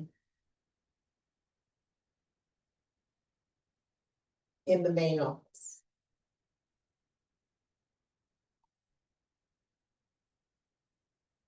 Yeah, the Emory. Okay. And then, subsequent would pretty much follow the code of conduct, those levels of infractions, which may include detention, suspension of privileges, or appearance conference if they continue to tamper, damage, or misuse. And then it said it would be considered defiance or insubordination if the student refuses to comply with pouch use or storage procedures, which could result in suspension. Would it be worthwhile to have any wording, if the student's found with one of those magnets to open up? So. Well, is it that the type of pouch we're getting? You're getting magnetic. If a student refuses to comply with pouch use, That would be the magnet. Right, because then it's not locked all day. yeah, And right now it could be a magnet, but it could be something Yeah, else. so I'm just like, they might have the magnet on them, so whenever they wanna use it, they can unlock it, but then they know, like, alright, I'm gonna keep it locked. But not whenever I wanna use it, I wanna pull the pouch, and so, It goes back Because- anytime the staff member sees them, they have the locked pouch. Because they have the magnet in the pocket. well, it does say that the device must be in a lockable pouch immediately upon arrival and be stored and locked for the entire school day. So then if you do not comply with that, it could result in suspension, meaning if you are trying to tamper with it with your own magnet or what have you. Okay. Or whatever else they. Yeah, whatever. The other thing was almost just a pen. That's a kitchen magnet. But we, don't. If you're looking at what the size glasses. With Zoom, so for them to hear it all. They don't need this, none of the kids are watching this Zoom to find out how to get into the patches. So the exception. Yeah. For students with medical conditions or disabilities requiring the device may receive an exemption upon submission of proper documentation. So proper documentation would cover whatever documentation is required by whomever and approval through the PPS office. So if it's being used for educational purposes during the school day, it requires explicit teacher permission and administrative approval in advance. So you can't say Ms. Johnson, Principal Naren gave you permission. Everyone has to have given the approval in advance. Parent-student communication protocol, we have spoken about an email address that would be made known to parents.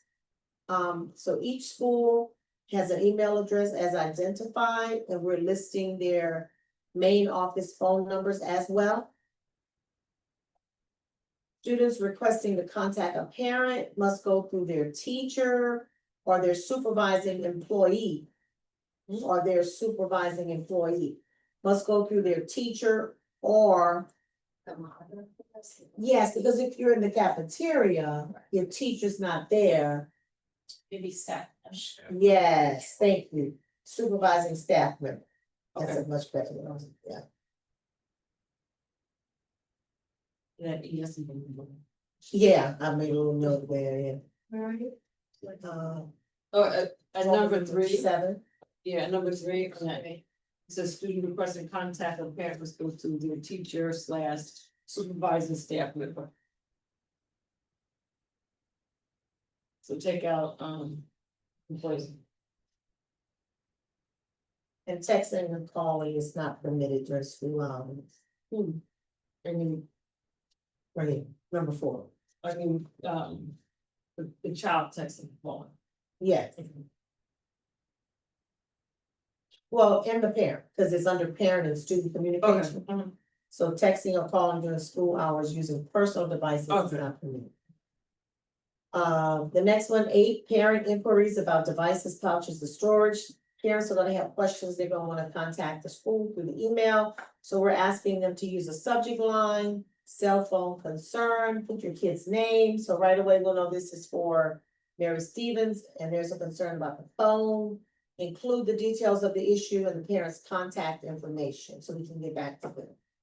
Distribution and review, the policy and regulation will be shared with families via Parent Square, email, and the district website. Administrators will review expectations for students during the first week of school. Posters and reminders will be placed in common areas. And to review and adjustments, as we talked about, the district will collect feedback on implementation from family, staff, and students. Adjustments may be made during the school year to support clarity and compliance while upholding the intent of the law. Question: do you think it would be most beneficial if we just included the regulation in the student code of conduct? Because as I was reading through it, it's almost a little more comprehensive that parents will get the big picture. It's easier to read. Yes, It's really. just to. You're saying include the whole code of conduct, just This the regulation. I mean, the whole regulation. Yeah. and the code, I think. Yes, Instead of just taking out the one section, I would say. Yes. And yes. Okay, I just asked. yeah, On part 5. Now that we're saying the student will be required to pay and having a prayer doctor being in the office, do we wanna eliminate or move the replacement pouch is issued as the first, right? It says, Oh, yes. oh, do we wanna move it down where the payment part is, or just a? oh, What's okay, up here. 2 seconds to remove that. Oh, right, replacement pouch. contradiction. But I think it's because we added the other part, so if we put it down when payment is received, a replacement pouch will be issued until then. Move it down where? The subsequent offense. What, As make it B, A, parent guardian notified, B, the student may be required, and then move replacement couch issue, make that C. Is that what you? No, I would say A, the parent is notified, right? Yeah.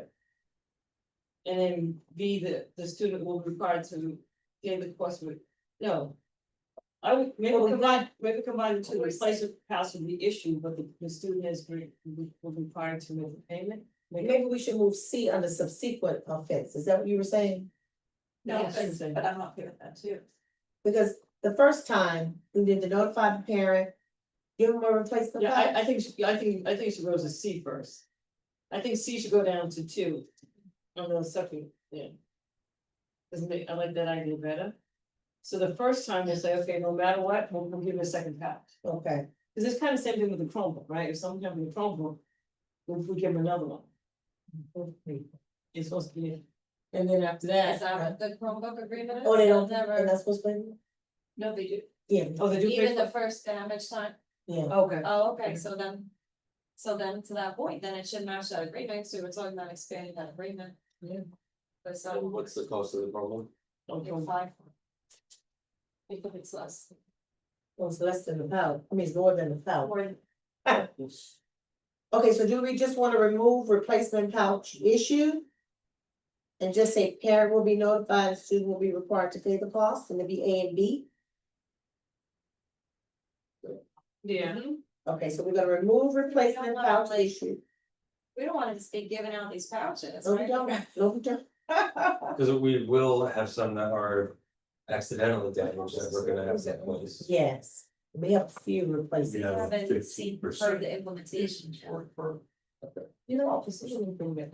All right, so, Can I ask a question? I'm a political one, that I didn't get it. What happens if someone says, or a parent says, I purchased my own house from my child? And the child comes in the morning, because they're putting that couch, and I said, that, is that possible? students are expected to utilize the school issued pouch. Okay, never mind. Sorry. Sorry. School issued pouches. So I think we have to go back now. Pouch refers to.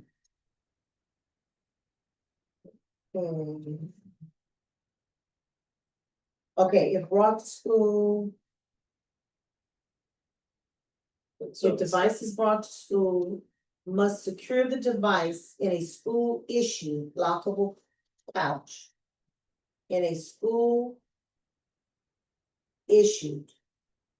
Lockable pouch immediately upon arrival, so that would be 4B. Right? 4B, secure the device in a school issued lockable pouch immediately upon arrival. Or say more than one page. There's 2 B's on the board. Roman numeral form? Oh, 4-2B, Okay. 4-2B. Second Yes. bullet, What is it? That's what you're talking about? yes, School issue? yes. Will the students be taking the couches home or they will leave them alone? So. We wanna talk more to our administrators, but it looks like.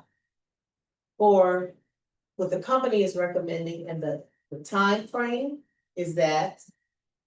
Stored in these, what they call hampers. Not sure how that's going to work, but the company seems to think that the couches should be left. On school grounds, but they know that other people, other districts have allowed them. Cause what I'm thinking is if students could somehow damage that pouch, hold on to it during the day. Get it unlocked at the end of the day and drop it into that bin, and then the next day, somebody else has that.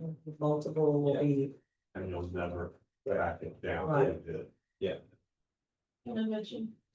yes, So this definitions, they remember number 2. So number 3 just like it says PAL, so they want to say refers to the school issue. yes. Refers to the school issued. Secure. Lockable storage case. Yes, And then. On page 2, and Roman numeral 5. That's what I suggest, so it says the student will be required to pay the cost. to replace the damaged pouch. So you're not gonna pay the cost to repair it. Right, pay the cost to replace. Yes. Will be required to pay the cost to replace.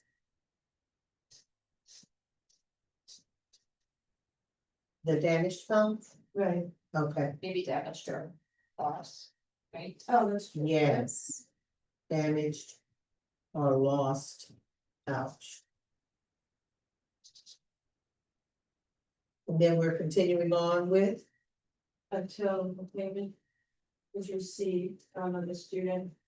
As we ask, internet enabled? Enabled, ENA. Thanks. Device with the parentheses will be stored in the locked and secured area in the main office. Will be stored in a secured. Locked, will be stored in a secured.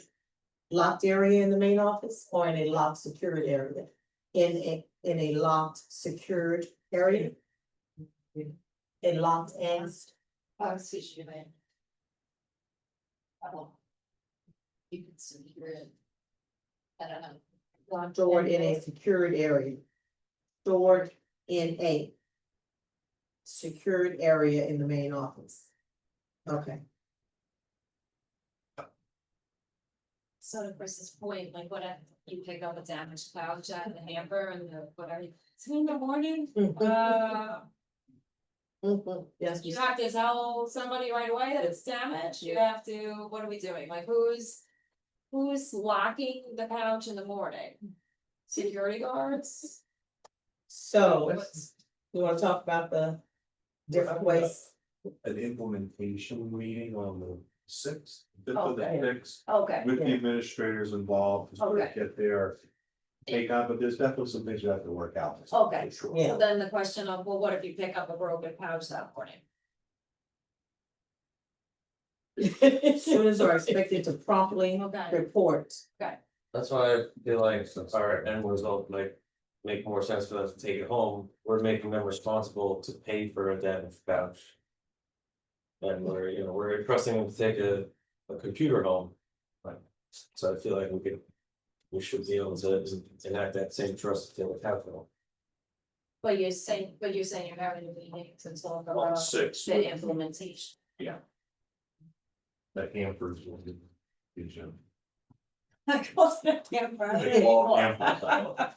What you said that And where you have all those, Are we adding that? Students We're asking them are what the. expected to report a lost or damaged pouch. to do that. Students are expected to immediately report. Students are expected to immediately report. Yeah, I will put that in. Immediately. You like that word? You like that word? No, because we didn't use it. Well, we didn't use it for the adults, so. I would say, They need to properly report. I would say the big. They need to report in a timely manner. Well, they can't like walk around with the pouch and then tell you midday that it's not working.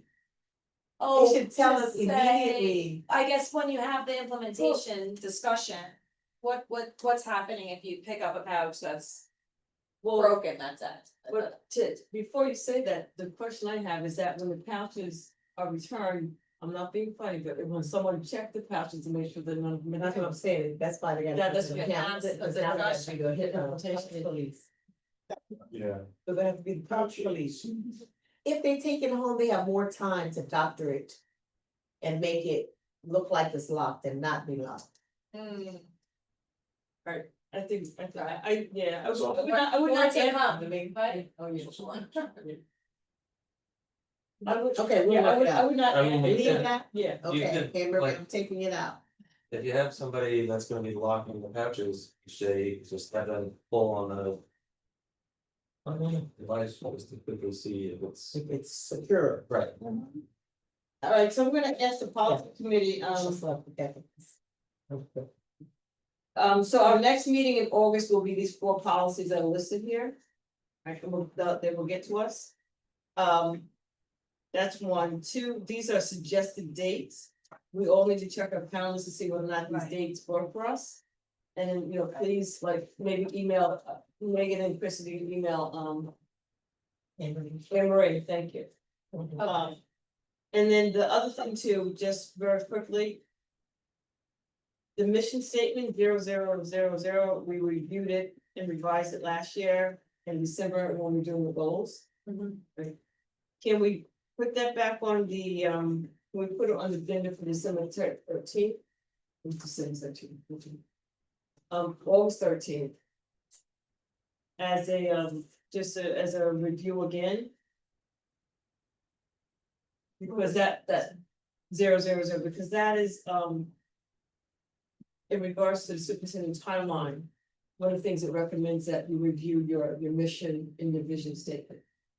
So I'm just We requesting, looked at the goals. with the goals are okay. So if we're looking at the mission statement, at least we know what we put on the agenda for the 13th, at least we have looked at it and we could make that consistent with what they recommend. So it's not required, but it's recommended. Just asking if we can put the mission statement on the agenda. As a meeting, right? Sure.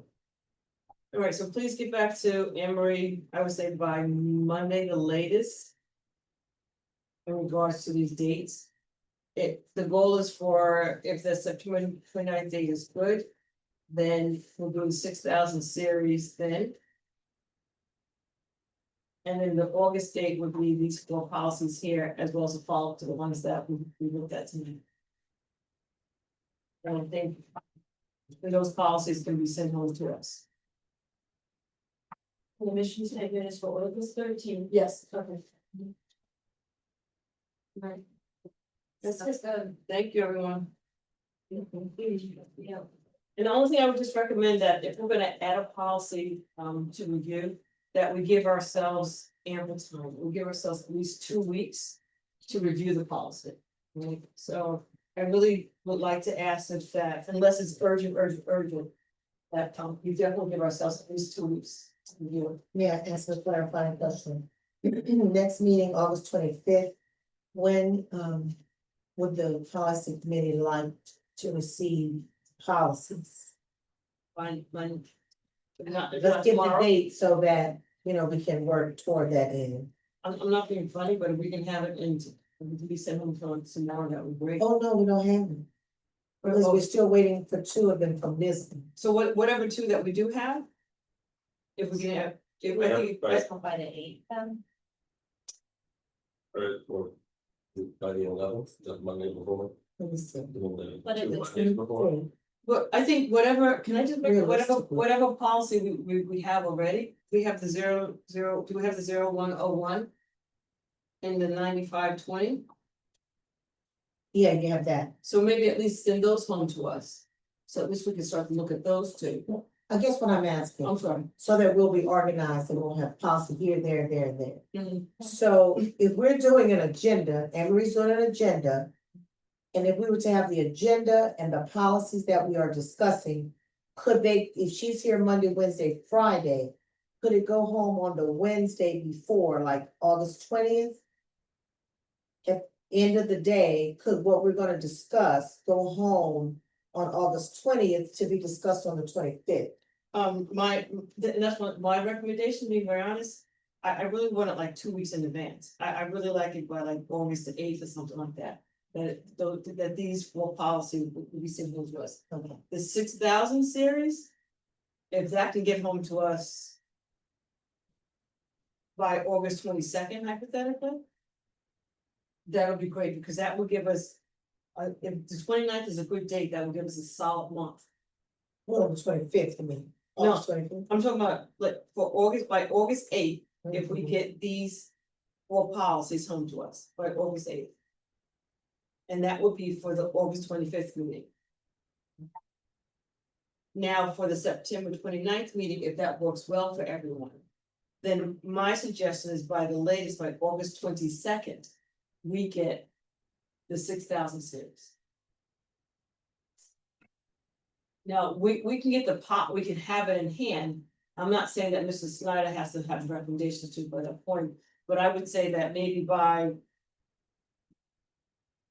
Cause if we have the hard copy, we can start to take a look at it, but I would say maybe by. I don't know, September the 5th. Is that feasible, or September 12th, the latest, to have feedback to us about any suggestion for the 6,000 series? Well, should we just bring our buying, like, so I already have a 6,000 series of them. I just wanna make sure I have the right 6,000 series. Yeah, I would say just bring it into Anne Marie and she can update, so. Cause maybe that'll save on my stuff. Yeah. You know, What day do you want the binders updated? Like, what's the last day? And Anne Marie should have the 6,000 series, or are you asking her to do the 6,000 series updated? Or the whole binder? I'm asking her, at least right now, the 6,000 series to be updated. All right. That's a realistic part. Okay, The other ones is gonna take some time. so by September 5th, you're saying, is that what you're saying for the 6,000 series? Or you want that by August 22nd? August 22nd, we have the 6,000 series, and we Okay. all may have the 6,000 series. And because we all have our policy manuals. And I'm just asking, and then by.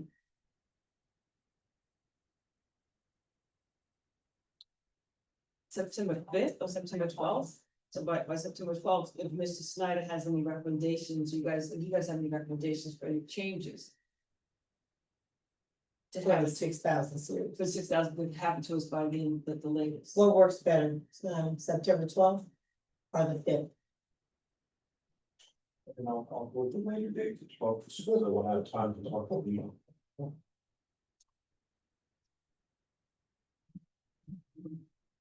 Okay. And then at the October meeting, we can determine what we're gonna do. Or. That way, we can go from there. Well, I just need to bring my wine. Yes. I have to- Okay. You wanna share this with anybody? Yeah. Thank you, everyone. Okay. Thank you. Even if it doesn't change, I think- So this meeting